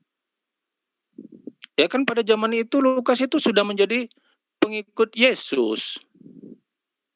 Di mana ditunjukkan dalilnya itu di mana kalau dia pengikut Yesus, Bang? Jadi harus ada dalil dong. Karena dia mempercayai bahwa Yesus itu kan Mesias. Oh, jadi semua orang yang percaya Yesus Mesias itu tulisannya boleh disebut sebagai firman Tuhan gitu ya? Bukan, di si Lukas ini memang tidak murid Yesus, tidak salah satu dari rasul, tetapi dia hidup sejaman dengan Yesus, dia juga orang percaya. Beda dengan orang Paulus yang pada masa Yesus hidup dia tidak percaya. Kalau Paulus itu dia justru membunuhi murid Yesus. Dia bertobatnya itu kan setelah Yesus mati. Si Paulus. Oh gitu. Kalau Thomas gimana menurut Anda? Apakah itu murid Yesus? Thomas itu salah satu dari 12 rasul. Anda percaya kalau dia itu adalah muridnya? Karena ditulis di Alkitab. Oke. Terus kenapa tulisannya ditolak oleh gereja? Malah lebih menerima Lukas yang bukan murid Yesus. Tulisan Thomas di Alkitab memang nggak ada dicantumkan di Alkitab. Saya nggak tahu kalau ada tulisan Thomas. Nggak ada atau ditolak pada saat Konsil Nicea? Kalau masalah ditolak, saya minta maaf, saya nggak tahu kalau ada tulisan Thomas ditolak itu mungkin abang lebih tahu. Yang saya tahu yang tertulis di dalam Alkitab saya ini surat Thomasnya yang memang nggak ada masalah ditolak atau ada menulis atau tidak dan apakah ditolak atau tidak saya nggak tahu. Itu kan jelas ada Injil Maria, Injil Thomas, kemudian Injil Barnabas. Orang-orang yang dekat sama Yesus kok malah tulisannya ditolak. Alhamdulillah. Kalau itu kan maaf. Tangga sudah mulai batuk-batuk gitu. Oke, silakan lanjut yang lain. Panyoman. Silakan, Panyoman. Kemana Panyoman? Bro Sul, sungguh indah ya kalau diskusi itu pakai dalil. Oh, Panyoman udah pergi ya? Ya memang harus pakai dalil, bro. Alhamdulillah. Alhamdulillah. Corona. Rupanya edisi Dabutar salto ke ini ya, ke channelnya Julius. Di sana dia keluar rupanya. Salto dia ke sana. Setelah ditanya 100 istri kabur ke sana dia. Iya, boleh lah 100 istri. 100 istri. Itu Bro RD. Nah, Bro RD tadi topiknya gini. Itu iya, istri saya sempat dengar tadi, saya sempat dengar loh. Ya, ini dengerin dulu. Itu istri di surga itu fungsinya apa bagi orang Kristen? Iya, itu kan pemahaman gitu mentok, bro. Apa? Pemahaman yang mentok. Pemahaman yang mentok. Maksudnya? Iya, kata 100 kali lipat itu bukan tentang jumlah. Tentang apa? Oke. Banyak sekali ayat-ayat Alkitab berbicara 100 kali lipat. Kenapa tidak dibaca semua? Maksudnya 100 kali lipat maksudnya apa? Menurut Anda bilangan apa halu? Gimana? Kalau 100 kali lipat itu bilangan atau bukan bilangan? Itu tentang upah. Nah, istri kok upah? Sebentar. Jangan dulu kesurupan, bro. Enggak, ini kok istri. Iya, sebentar. Saya kasih ayat-ayat yang lain sebagai pembanding supaya bro bisa paham. Oh, jadi ayat lain dijelaskan sama ayat lain. Ya, boleh. Bukan tentang berbicara 100 kali lipat. Astaga. Itu bukan tentang numerik. Karena ini Kejadian 26 ayat 12. Maka menaburlah Ishak karena itu di dalam tahun itu juga ia mendapat hasil 100 kali lipat. Itu berbicara. Sebentar dulu. Ya, sebentar. Diam dulu, ayat itu apa maksudnya, coba kembali jelaskan dulu. Iya, artinya menghasilkan. Dia mendapat upah 100 kali lipat. Artinya kalau anak-anak SD dijelaskan nih, kalau kamu punya 1 atau 2 100 kali lipat artinya 200. Karena ada yang memancing 100 kali lipat. Kecuali upah yang tak terhingga. Nah, itu baru nggak bisa dihitung numerik. 100 kali lipat itu bahasa metafor. Oh, metafor. Ngomong dari tadi, metafor. Ya dari tadi dijelaskan. Nggak ada yang ngomong metafor kok. Nggak ada yang ngomong metafor, nggak ada. Nah, ini ayatnya 100 kali lipat nih. 2 Samuel, 1 Tawarik. Baca. Nah, terus apa hubungannya perjanjian lama dengan perjanjian baru? Astagfirullah. Gimana itu? Kamu kan Yesus berkata di dalam Markus 14 ayat 22 sampai 25, aku tidak akan minum lagi hasil pokok anggur sampai hari aku meminumnya, yaitu yang baru dalam kerajaan Allah. Yesus makan minum di kerajaan Allah. Tidak ada kata Allah, bro, di dalam Alkitab. Nah, ini lembaga Alkitab Indonesia ngapain tulis kata Allah di situ? Allah itu bukan Allah. Allah itu bukan Allah. Terus? Oh begitu. Bukan. Iya. Terus ini kata Allah ini diambil dari mana ini, Om Herdi? Ngapain dia tulis Allah di sini? Ngapain? Apa dasar pijakannya menulis kerajaan Allah? Lah iya, menulis kata Allah bukan merujuk kepada Allah. Oh bukan Allah yang ditulis di sini, bukan Allah. Oh, iya. Anda jangan pura-pura buta. Di sini tulisannya Allah, bukan Allah. Kalau Allah itu Allah yang lain, bukan Allah Mekah, Allah yang lain, Allah Israel. Allah Israel. Iya. Oh gitu. Iya, bukan Allah jadi Mekah. Jadi kalian lebih berhak menyandang kata Allah daripada kami yang Muslim, gitu ya? Artinya ada dua nama yang sama gini ya. Dalam penyebutan ada Zulfikar Abbas, ya kan? Ada Zulfikar, artinya Zulfikar Prabowo, ya kan? Udah, oke, saya paham. Paham ya? Anda tidak mau menyamakan Tuhan kita, oke? Lain kali tanya lagi, jangan lagi menggunakan kata Allah di situ. Tulis aja Theos kata Allah itu Theon. Kata Allah itu bukan hak milik Arab Saudi, bro. Bukan hak milik Islam. Oh, tapi hak milik siapa? Kata Allah bukan hak milik Quran.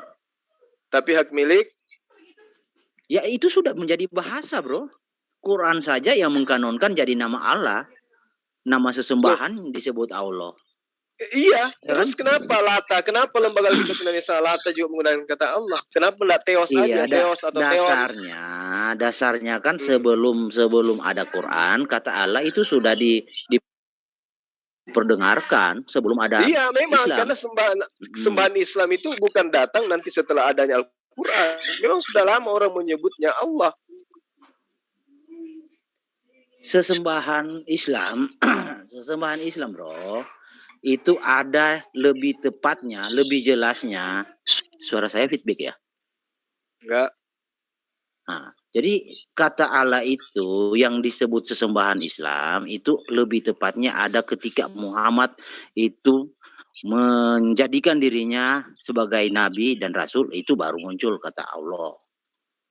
Salah lagi. Oh gitu. Iya. Ya. Jadi kata El itu di dalam bahasa Ibrani salah ya? Kata El kan itu bahasa apa? Bahasa apa?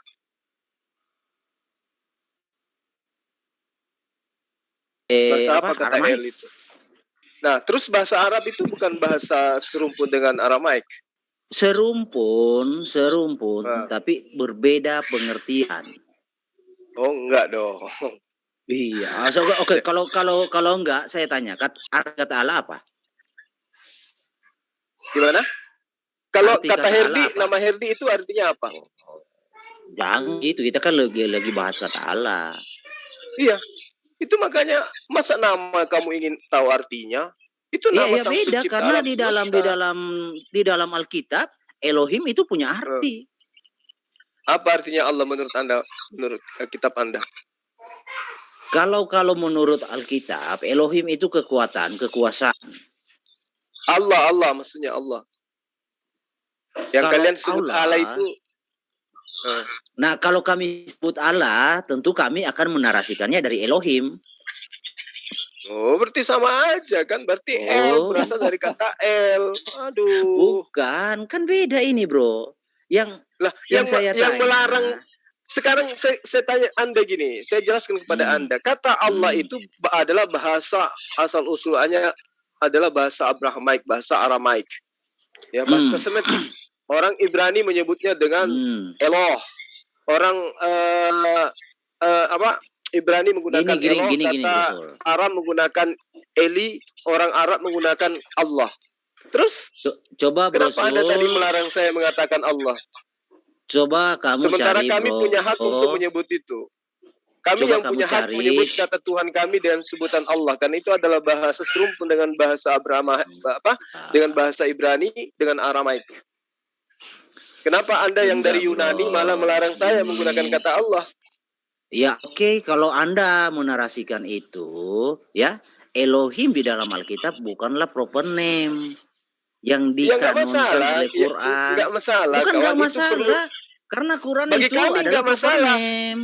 Nggak, Anda yang Masalah hanya menggunakan gimana? kitab, Anda gimana Ya kan? ceritanya Anda mau masuk ke ranah ini sementara kitab Anda bahasa Yunani? Apa hubungannya coba? Masalahnya Ayo. gini bro, kita Apa fokus ke masalahnya? Allah saja ya, kita fokus ke Allah ya. Masalahnya Allah gini. itu adalah penyebutan Eloh di dalam bahasa Ibrani, Eli dalam bahasa Aramaik, Allah dalam bahasa Arab. Terus apa yang Anda permasalahkan? Saya paham. Saya paham bro. Terus Masalahnya Tuhan Anda gini, itu berasal dari Alkitab, Theos, Kurios. Terus apa hubungannya dengan Allah atau Elo atau Eli yang kami sembah? Masalahnya Lembaga gini, Alkitab bro, Indonesia aja yang pandai-pandaian mengambil kata Allah. Itu yang sebenarnya yang jadi biarkan masalah. Saya ngomong ya. Harusnya Tuhan aja. Silakan. Biarkan saya ngomong sedikit ya, 1 menit ya. Jadi masalahnya gini bro, di dalam Quran kata Allah itu kan sebagai proper name. Di dalam Alkitab kata Allah itu bukan proper name. Paham? Alkitab yang mana Anda maksud ini? Lah akhirnya Alkitab ada berapa bro?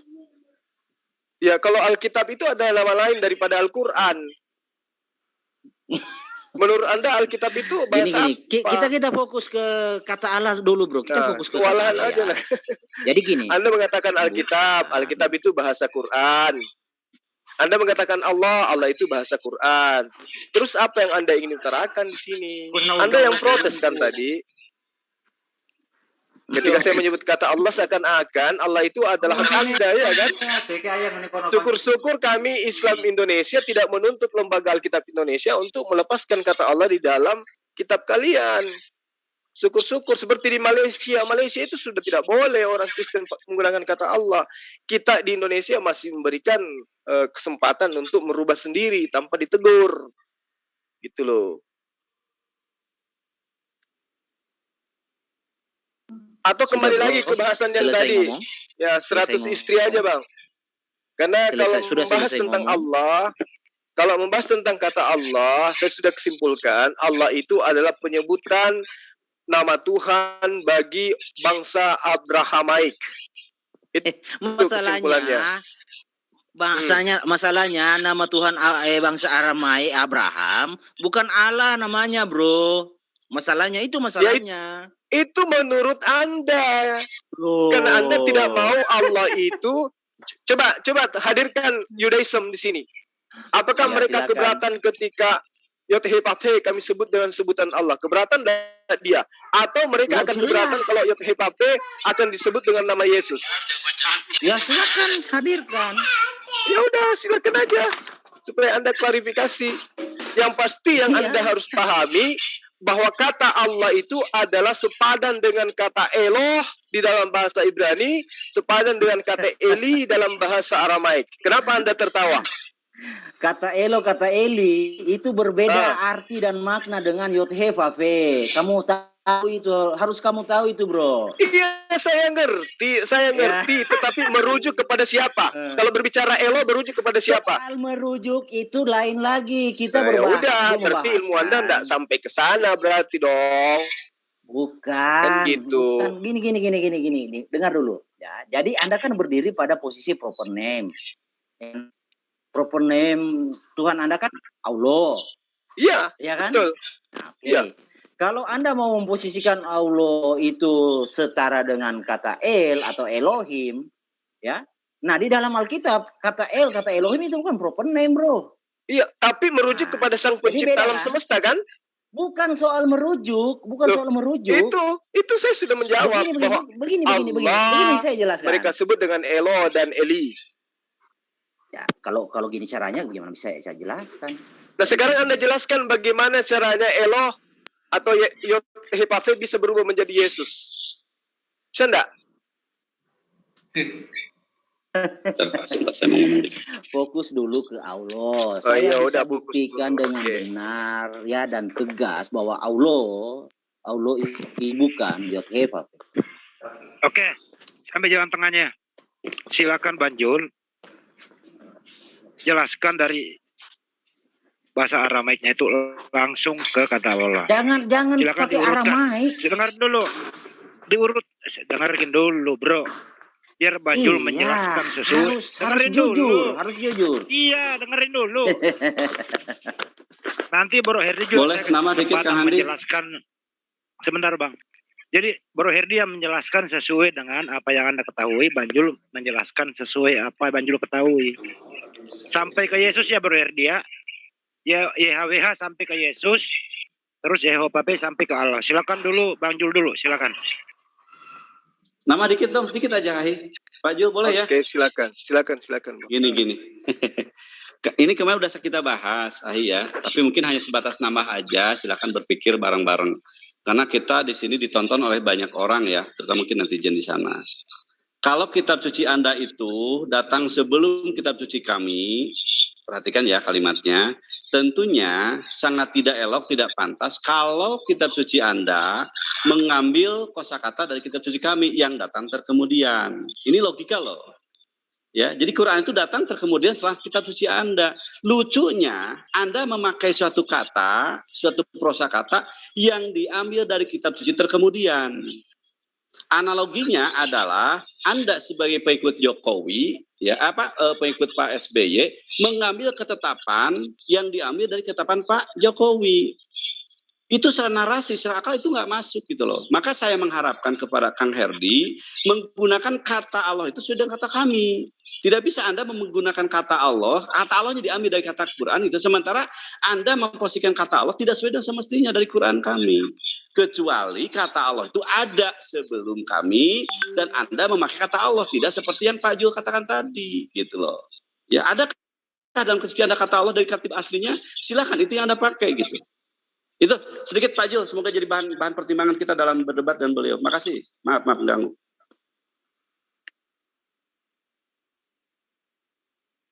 Oke, udah ya. Apa perlu dijelaskan ini? Ya, Kalau saya jelaskan apa Bang Herdi juga mampu menjelaskan kaitannya dengan YHWH dengan Yesus. Iya, harus diurutkan memang. Harus simbang. Kita fokus kan tadi yang harus diurutkan, Bro. Jadi biar benar itu loh. Benar itu. Itu nanti bahasan kemudian, kita fokus ke Allah. Kita kenali dulu Allah ini benar nggak yang diklaim itu sebagai Allah Israel. Gitu. Oh gitu. Baik. Jadi gini Bang Heri. Kejadian 17 ayat 7 sebagai pijakan saya sebelum masuk ke dalam bahasa. Di situ Sang Pencipta alam semesta berjanji akan menjadi Tuhannya keturunannya Ishak dan keturunannya Ismail secara turun-temurun. Anda imani enggak itu? Menurut Alkitab tidak ada. Oh, jadi kejadian 17 ayat 7 itu mau dihapus. Ya silakan buktikan. Ya coba Anda tunjukkan ayat 17 daripada kejadian 17 ayat 7 itu. Aku akan menjadi Allahmu, Allah anak-anakmu, Allah keturunanmu secara turun-temurun. Itu janji Allah kepada Abraham. Iya, tidak spesifik disebutkan Ismail. Oh, berarti Anda mau mengutuk lagi Abraham nih ceritanya nih, yang kesekian kalinya. Kita bicara jujur ya, Bro. Ya, Ismail bukan anak Abraham. Anak Abraham tetapi bukan anak perjanjian. Ya, yang disembelih itu anak perjanjian atau anak tunggal? Anak perjanjian. Di mana ayatnya? Ambillah anak perjanjianmu itu. Oh. Yang saya tahu ambillah anakmu yang tunggal itu. Iya, banyak. Ada enggak? Ada, banyak. Coba tunjukkan satu saja. Okay. Ambillah anak perjanjian itu. Oke. Untuk dikorbankan. Ya. Bentar.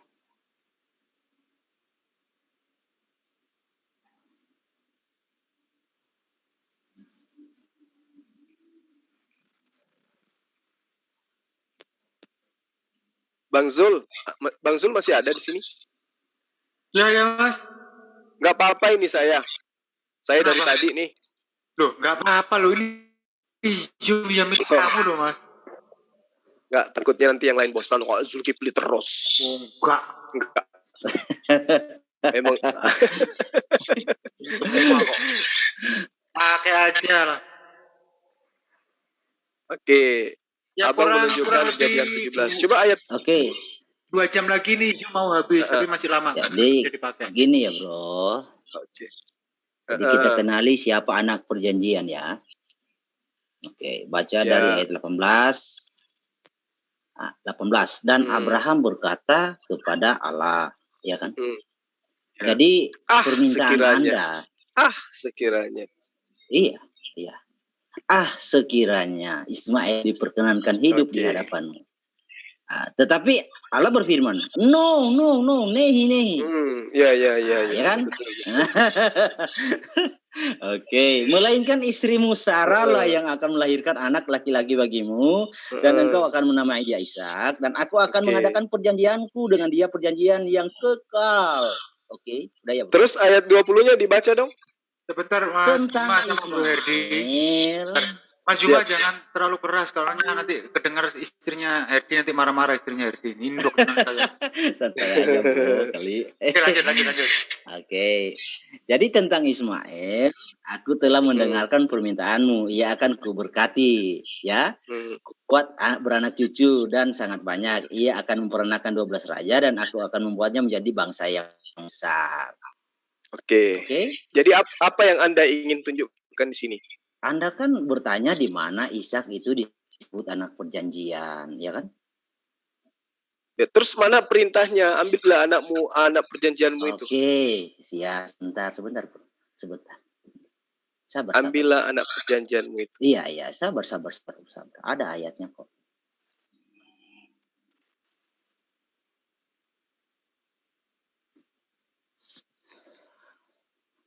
Bentar ya.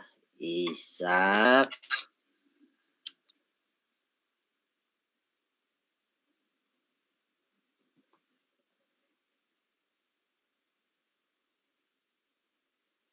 Oh, bukan. Bentar. Ingat Bro RD, ini ayat hanya untuk pengetahuan Anda loh. Ini enggak Anda yakini lagi loh, hanya pengetahuan. Hah? Saya ingatkan aja. Oh. Ini enggak berlaku loh, Soe Paulus. Jadi hanya di pengetahuan saja.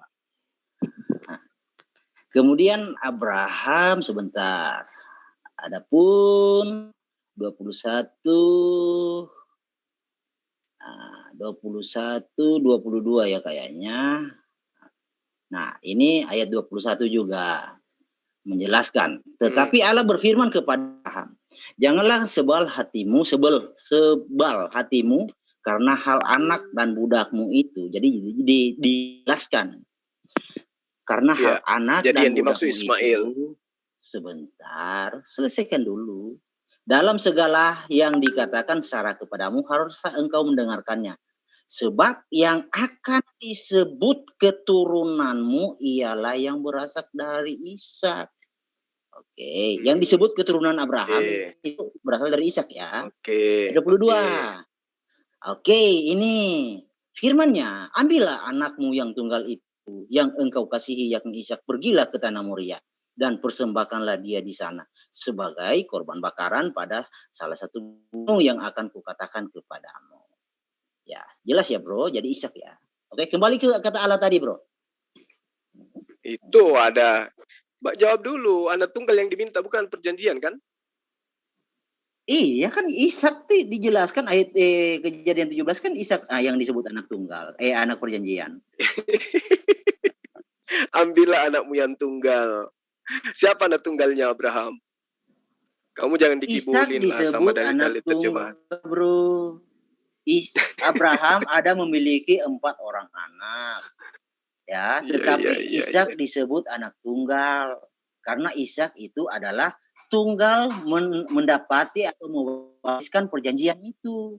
Ishak itu satu-satunya, makanya satu-satunya yang mendapat janji ya, yang dipilih sebagai anak perjanjian, makanya dia disebut anak tunggal karena hanya Ishak saja yang disebut. Anak perjanjian dan anak tunggal itu beda. disebut tunggal karena Ishak satu-satunya disebut anak perjanjian, bro. Itu artinya, maksudnya. Oh, tidak. Oh, Jangan tidak gimana? berasumsi lah. Oh, bukan. Anak Saya tunggalnya, tidak berasumsi. anak tunggalnya Abraham itu siapa? Gini. Jangan Anda kalau menyepelekan bro istrinya. mau ngotot, kalau kamu bro mau ngotot, silakan carikan di mana Alkitab berkata Ismail itu disebut anak perjanjian. Silakan.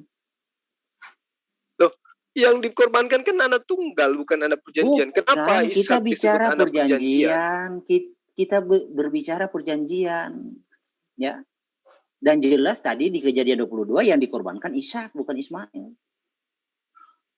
Nggak ada yang dikorbankan, bro. Ismail kagak, Ishak juga kagak. Loh, tadi ayat 22, Kejadian 22 sebentar. Kita baca lagi ya. Bro, ini tidak baca dengan benar. Udah nampak ya screen-nya? Belum, bro? Jadi kalau Ishak dikorbankan seperti apa? Sebentar, bro. Ya. Sebentar. Itu berikutnya. Kita pastikan dulu siapa yang anak perjanjian dan anak tunggal. Jangan melebar dulu, bro. Bentar. Kita diskusi santai ya, bro. Nah, oke. Nah, ini. Firman-nya, ambillah anakmu yang tunggal itu, yang engkau kasihi, yakni Ishak. Nah, yakni Ishak. Atau saya rubah jadi Ismail, bro. Boleh? Enggak, cukup dengan kata tunggal aja udah ketahuan. Kalau yang dimaksud di situ adalah Ismail. Kok di sini Ishak, Anda baca Ismail, mungkin anak tunggal salah, itu Ismail. Anak tunggal itu Ismail. Bukan Ishak. Lalu mana ayatnya? Ayatnya mana, bro? Kita berbicara ini fakta aja. Ya, jangan asumsi ya. Bro, RD. Sebentar, satu-satu. Dengerin dulu. Sebentar. Satu detik. Satu. Ini ayat ini waktu itu Ishak udah lahir apa belum? Coba. Ayat mana? Yang ini lu baca tadi, Ishak udah lahir apa belum? Nah, Kejadian 22 ini kan real. Sudah ada lah, bro. Iya. Udah ada. Kecuali yang 17, kecuali Kejadian 17, bro. Kalau Kejadian 17, kita baca keseluruhan. Lu pindah ayat lagi. Ya, iya. Yang saya tahu makanya, yang dikorbankan begini, itu adalah anak tunggalnya untuk Abraham. Mendukung, Bro Sul, untuk mendukung argumen Anda berikan ayat Alkitab, ya. Ismail disebut anak tunggal dan disebut anak perjanjian. Silakan. Jangan, saya tidak suka loh diskusi asumsi. Iya, kami umat Islam itu tidak bisa menjadikan kitab terjemahan, kitabnya Bani Israel sebagai rujukan kebenaran. Silakan. Cari dari teks aslinya aja, bro, kalau boleh. Silakan. Cari. Ya, justru karena itulah kemudian saya mengatakan bahwa kami nggak bisa menjadikan kitab-kitab terdahulu sebagai rujukan. Kenapa, bro? Bicara begitu, itu artinya kan asumsi, bro. Saya tidak suka loh diskusi asumsi. Bukan asumsi, secara akal aja dulu. Kalau pertamanya Abraham itu siapa? Kalau kita bermain akal, ya semua orang bisa, bro. Kita kan diskusi ini pakai dalil. Masa kagak ngerti, bro? Jangan asumsi. Jadi Anda percaya bahwa kitabnya Bani Israel itu masih ori? Ya jelas lah, bro. Kenapa tidak? Oh, kalau begitu Anda harus akui bahwa mereka itu adalah orang-orang yang suka memutarbalikkan perkataan Tuhan. Yeremia 23, dengar dulu. Saya tahu. Dengar dulu. Yeremia 23:36. Tetapi sabda yang dibebankan oleh Tuhan janganlah kamu sebut-sebutkan lagi, sebab yang menjadi beban bagi setiap orang ialah perkataannya sendiri. Oleh karena kamu telah memutarbalikkan perkataan-perkataan Allah yang hidup, Tuhan semesta alam kita. Anda percaya ayat itu? Memutar balik. Ini kan sudah lari, bro. Ini saya tahu kok Anda mau lari dari. Makanya saya bukan. Makanya saya katakan kepada Anda, saya tidak percaya dengan dalil-dalil yang bertentangan dengan akal. Jelas-jelas anak tunggalnya Abraham itu adalah Ismail. Kenapa? Yaitu Ishak. Silakan. Seakan-akan Abraham itu tidak paham siapa anak tunggalnya dia. Abraham itu kayak orang bodoh di depan Anda. Makanya buktikan, bro. Saya tidak suka asumsi loh, bro. Saya kan udah katakan kepada Anda tadi, kawan. Tidak itu asumsi. Ada yang dikorbankan. baik Ismail maupun Ishak tidak ada yang dikorbankan di situ. Tidak ada yang dikorbankan, semuanya diganti dengan hewan. Tidak ada yang dikorbankan. Ya memang gitu bro, cara terakhir ya begitu. Cara terakhir untuk menghindari, gini, cara terakhir untuk menghindari ya begitu, loncat kayak gitu. Oh bukan, jadi Anda percaya segala ketetapan yang ada di dalam kitabnya Bani Israel, Anda percaya itu sebuah kebenaran? Saya tanya dulu kepada Anda. Iya jelas lah bro. Oke, bagaimanakah kamu berani berkata, kami bijaksana dan kami mempunyai Taurat Tuhan. Sesungguhnya pena palsu penyurat telah membuatnya menjadi bohong. Anda percaya berarti dalil ini? Itu nanti kalau saya bahas itu lain lagi ceritanya bro. Berarti Anda sudah meyakini bahwa orang-orang terdahulu telah merubah-rubah kitabnya Nabi Musa. Makanya anak tunggal kok jadi Ishak. Padahal Ishak itu beda 14 tahun dari Ismail. Ya kan? Ismail itu itulah. 14 tahun menjadi anak tunggal. Ishak tidak pernah menjadi anak tunggal. Dia adalah anak kedua. Adapun kitab Anda mengatakan, aku tidak mendengarkan Ismail. Tetapi di ayat selanjutnya dikatakan, permintaanmu tentang Ismail, aku mendengarkannya. Aku akan menjadikan ini dan menjadikan itu. Artinya ada kekacauan di dalam kitab Anda sendiri. Mestinya gini bro, ya. Di Kejadian 17 ayat 18, ya. Keinginan Anda untuk menjadikan anak tunggal, sebenarnya keinginan Anda untuk menjadikan Ismail sebagai anak tunggal yang berkenan di hadapan Elohim sudah diwakili oleh Abraham sebenarnya bro. Tapi Anda yang tidak mau terima kenyataan. Abraham sudah mewakili pertanyaan Anda itu dengan menawarkan kepada Elohim. Sebentar. Ya udah kita baca lagi ayatnya supaya paham kalian ya. Santai aja. Saya tanya dulu tadi. Pernahkah Ishak menjadi anak tunggal? Sebentar, saya tanya dulu, jangan lari-lari. Ini anak tunggal. Abraham anaknya ada 4. Ada 4 anaknya dulu, Abraham. Saya tanya anaknya ada berapa. Saya nggak tanya. Pernahkah? Iya, pengertian tunggal. Pengertian tunggal. Saya jelaskan dulu supaya kamu paham. Dulu. Pernahkah Ishak, dengar baik-baik semua ya. Mau muslim mau apapun, tolong dengar pertanyaan saya. Pernahkah Ishak menjadi anak tunggal? A. Pernah. B. Tidak pernah. Silakan jawab. Ishak memang disebut anak tunggal. Tunggal dalam perjanjian kekal. Menerima perjanjian kekal itu ketunggalan Ishak. Itu Anda harus tahu. Tunggal itu apa sih? Satu-satunya. Anak pertama. Anak satu-satunya. Tunggal bukan anak pertama, satu-satunya. Iya, betul.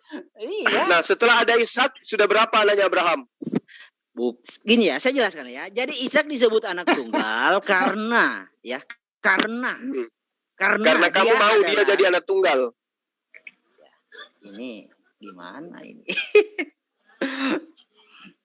Ishak disebut anak tunggal. Yesaya 29 ayat 15 ayat 16. Celakalah orang yang menyembunyikan dalam-dalam rancangan terhadap Tuhan, yang pekerjaan-pekerjaannya terjadi dalam gelap sambil berkata, siapakah yang melihat kita dan siapakah yang mengenal kita? Betapa kamu memutarbalikkan segala sesuatunya. Itu ada di dalam kitab Yesaya. Nah ini sekarang Anda mutar balik. Anak kedua dibilang anak pertama. Anak kedua dibilang anak tunggal. Ini yang error siapa sebenarnya? Sebenarnya yang kayak gini nggak perlu pakai ayat loh. Panggil ayat anak kelas 2 SD. Selesai. Coba kumpulin anak SD, ada 2000 anak SD, paling 2 yang salah. Baik Kristen maupun Muslim dikumpulin dari lapangan. Tanya satu-satu. Amir maju. Tanya, oh bukan. Dul maju. Bukan. Erdi maju. Iya Pak, karena anak tunggal, anak perjanjian. Balik sono lagi. Gitu, paling gitu. Gampang ini barang. Gampang kan? Ngapain pakai ayat kalau gini Oma? Tanya baik-baik, pernahkah Ishak menjadi anak tunggal? Kalau pernah ya silahkan ceritakan. Kalau nggak pernah ya sudah selesai. Coba Banjul saya tanya. Banjul, pernah nggak Ishak menjadi anak tunggal? Kalau menjadi anak tunggalnya Sarah pernah. Tapi yang diminta oleh Allah untuk dikurbankan itu adalah anak tunggalnya Abraham, bukan anak tunggalnya Sarah, gitu Bang. Gampang jawabnya itu. Bang Herdi, gimana jawabannya Bang Herdi? Jawab bro. Pemain mana jangan ngambak mana jawab.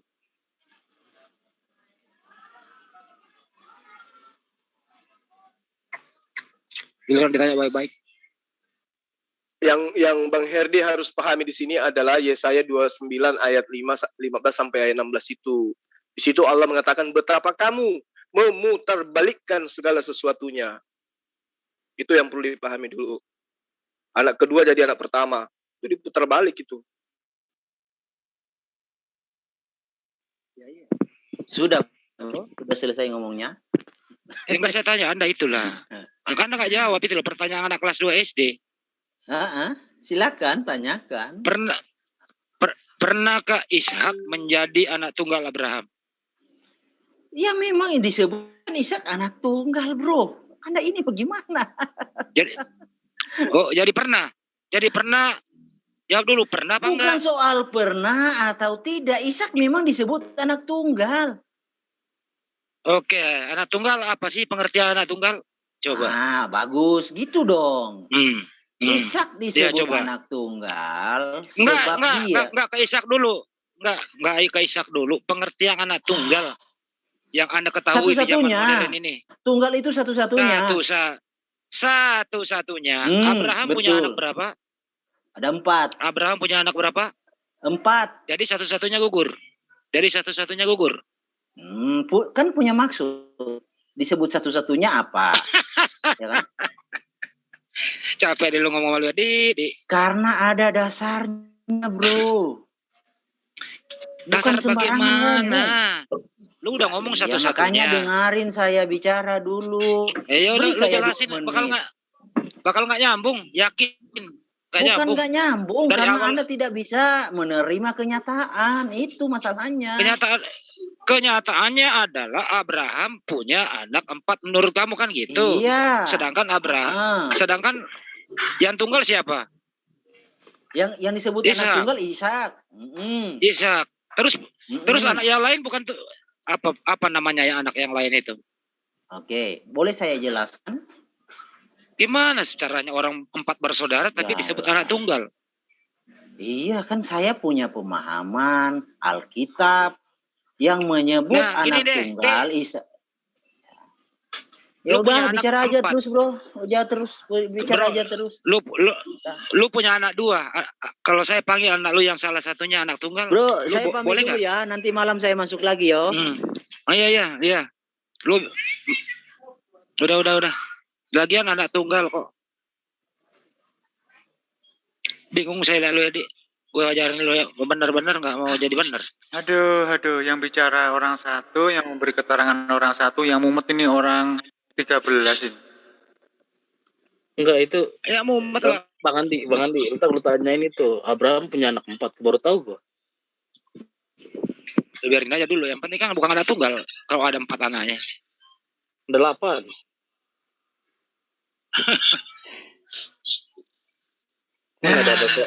Ada RD gak? Lu udah pergi, dia ntar malam gue panggil lagi. Iya, kadang-kadang saya kasihan ya dengan logika mereka itu, sungsang gitu loh. Jelas-jelas 4 kok itu kok jadi anak tunggal. Tapi anaknya 8 Pak Jul, anaknya 8. Apalagi 8 itu. Ya nggak tahu lah, no comment saya, itu terserah mereka. Dari Keturanya 6, dari Hagar 1, dari Sarah 1. Nah itu. Keturah itu nama lain itu. Nama lain Hagar itu Keturah. Apa saya aja yang mumet sama. Kenapa? Setelah dinikah lagi, dinikah lagi punya anak 6. Jadi Ismail, Ishak, kemudian Hajar punya anak 6 lagi. Tangan ini Jampiro. Jadi Hagar namanya 2 ya? Keturah sama. Ya, Keturah itu nama lain dari Hagar itu. Bukan 2 orang, tapi orang yang sama. Kalau Futura itu merek mobil Suzuki Futura loh. Saya Iwan Villa yang ada di YouTube.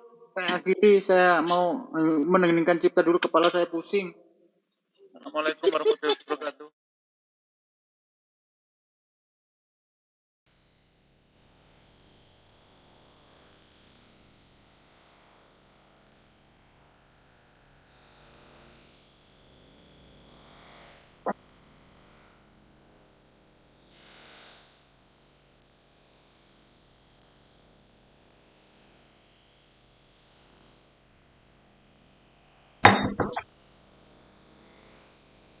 Baik, sahabat-sahabat sekalian, dimanapun sahabat berada.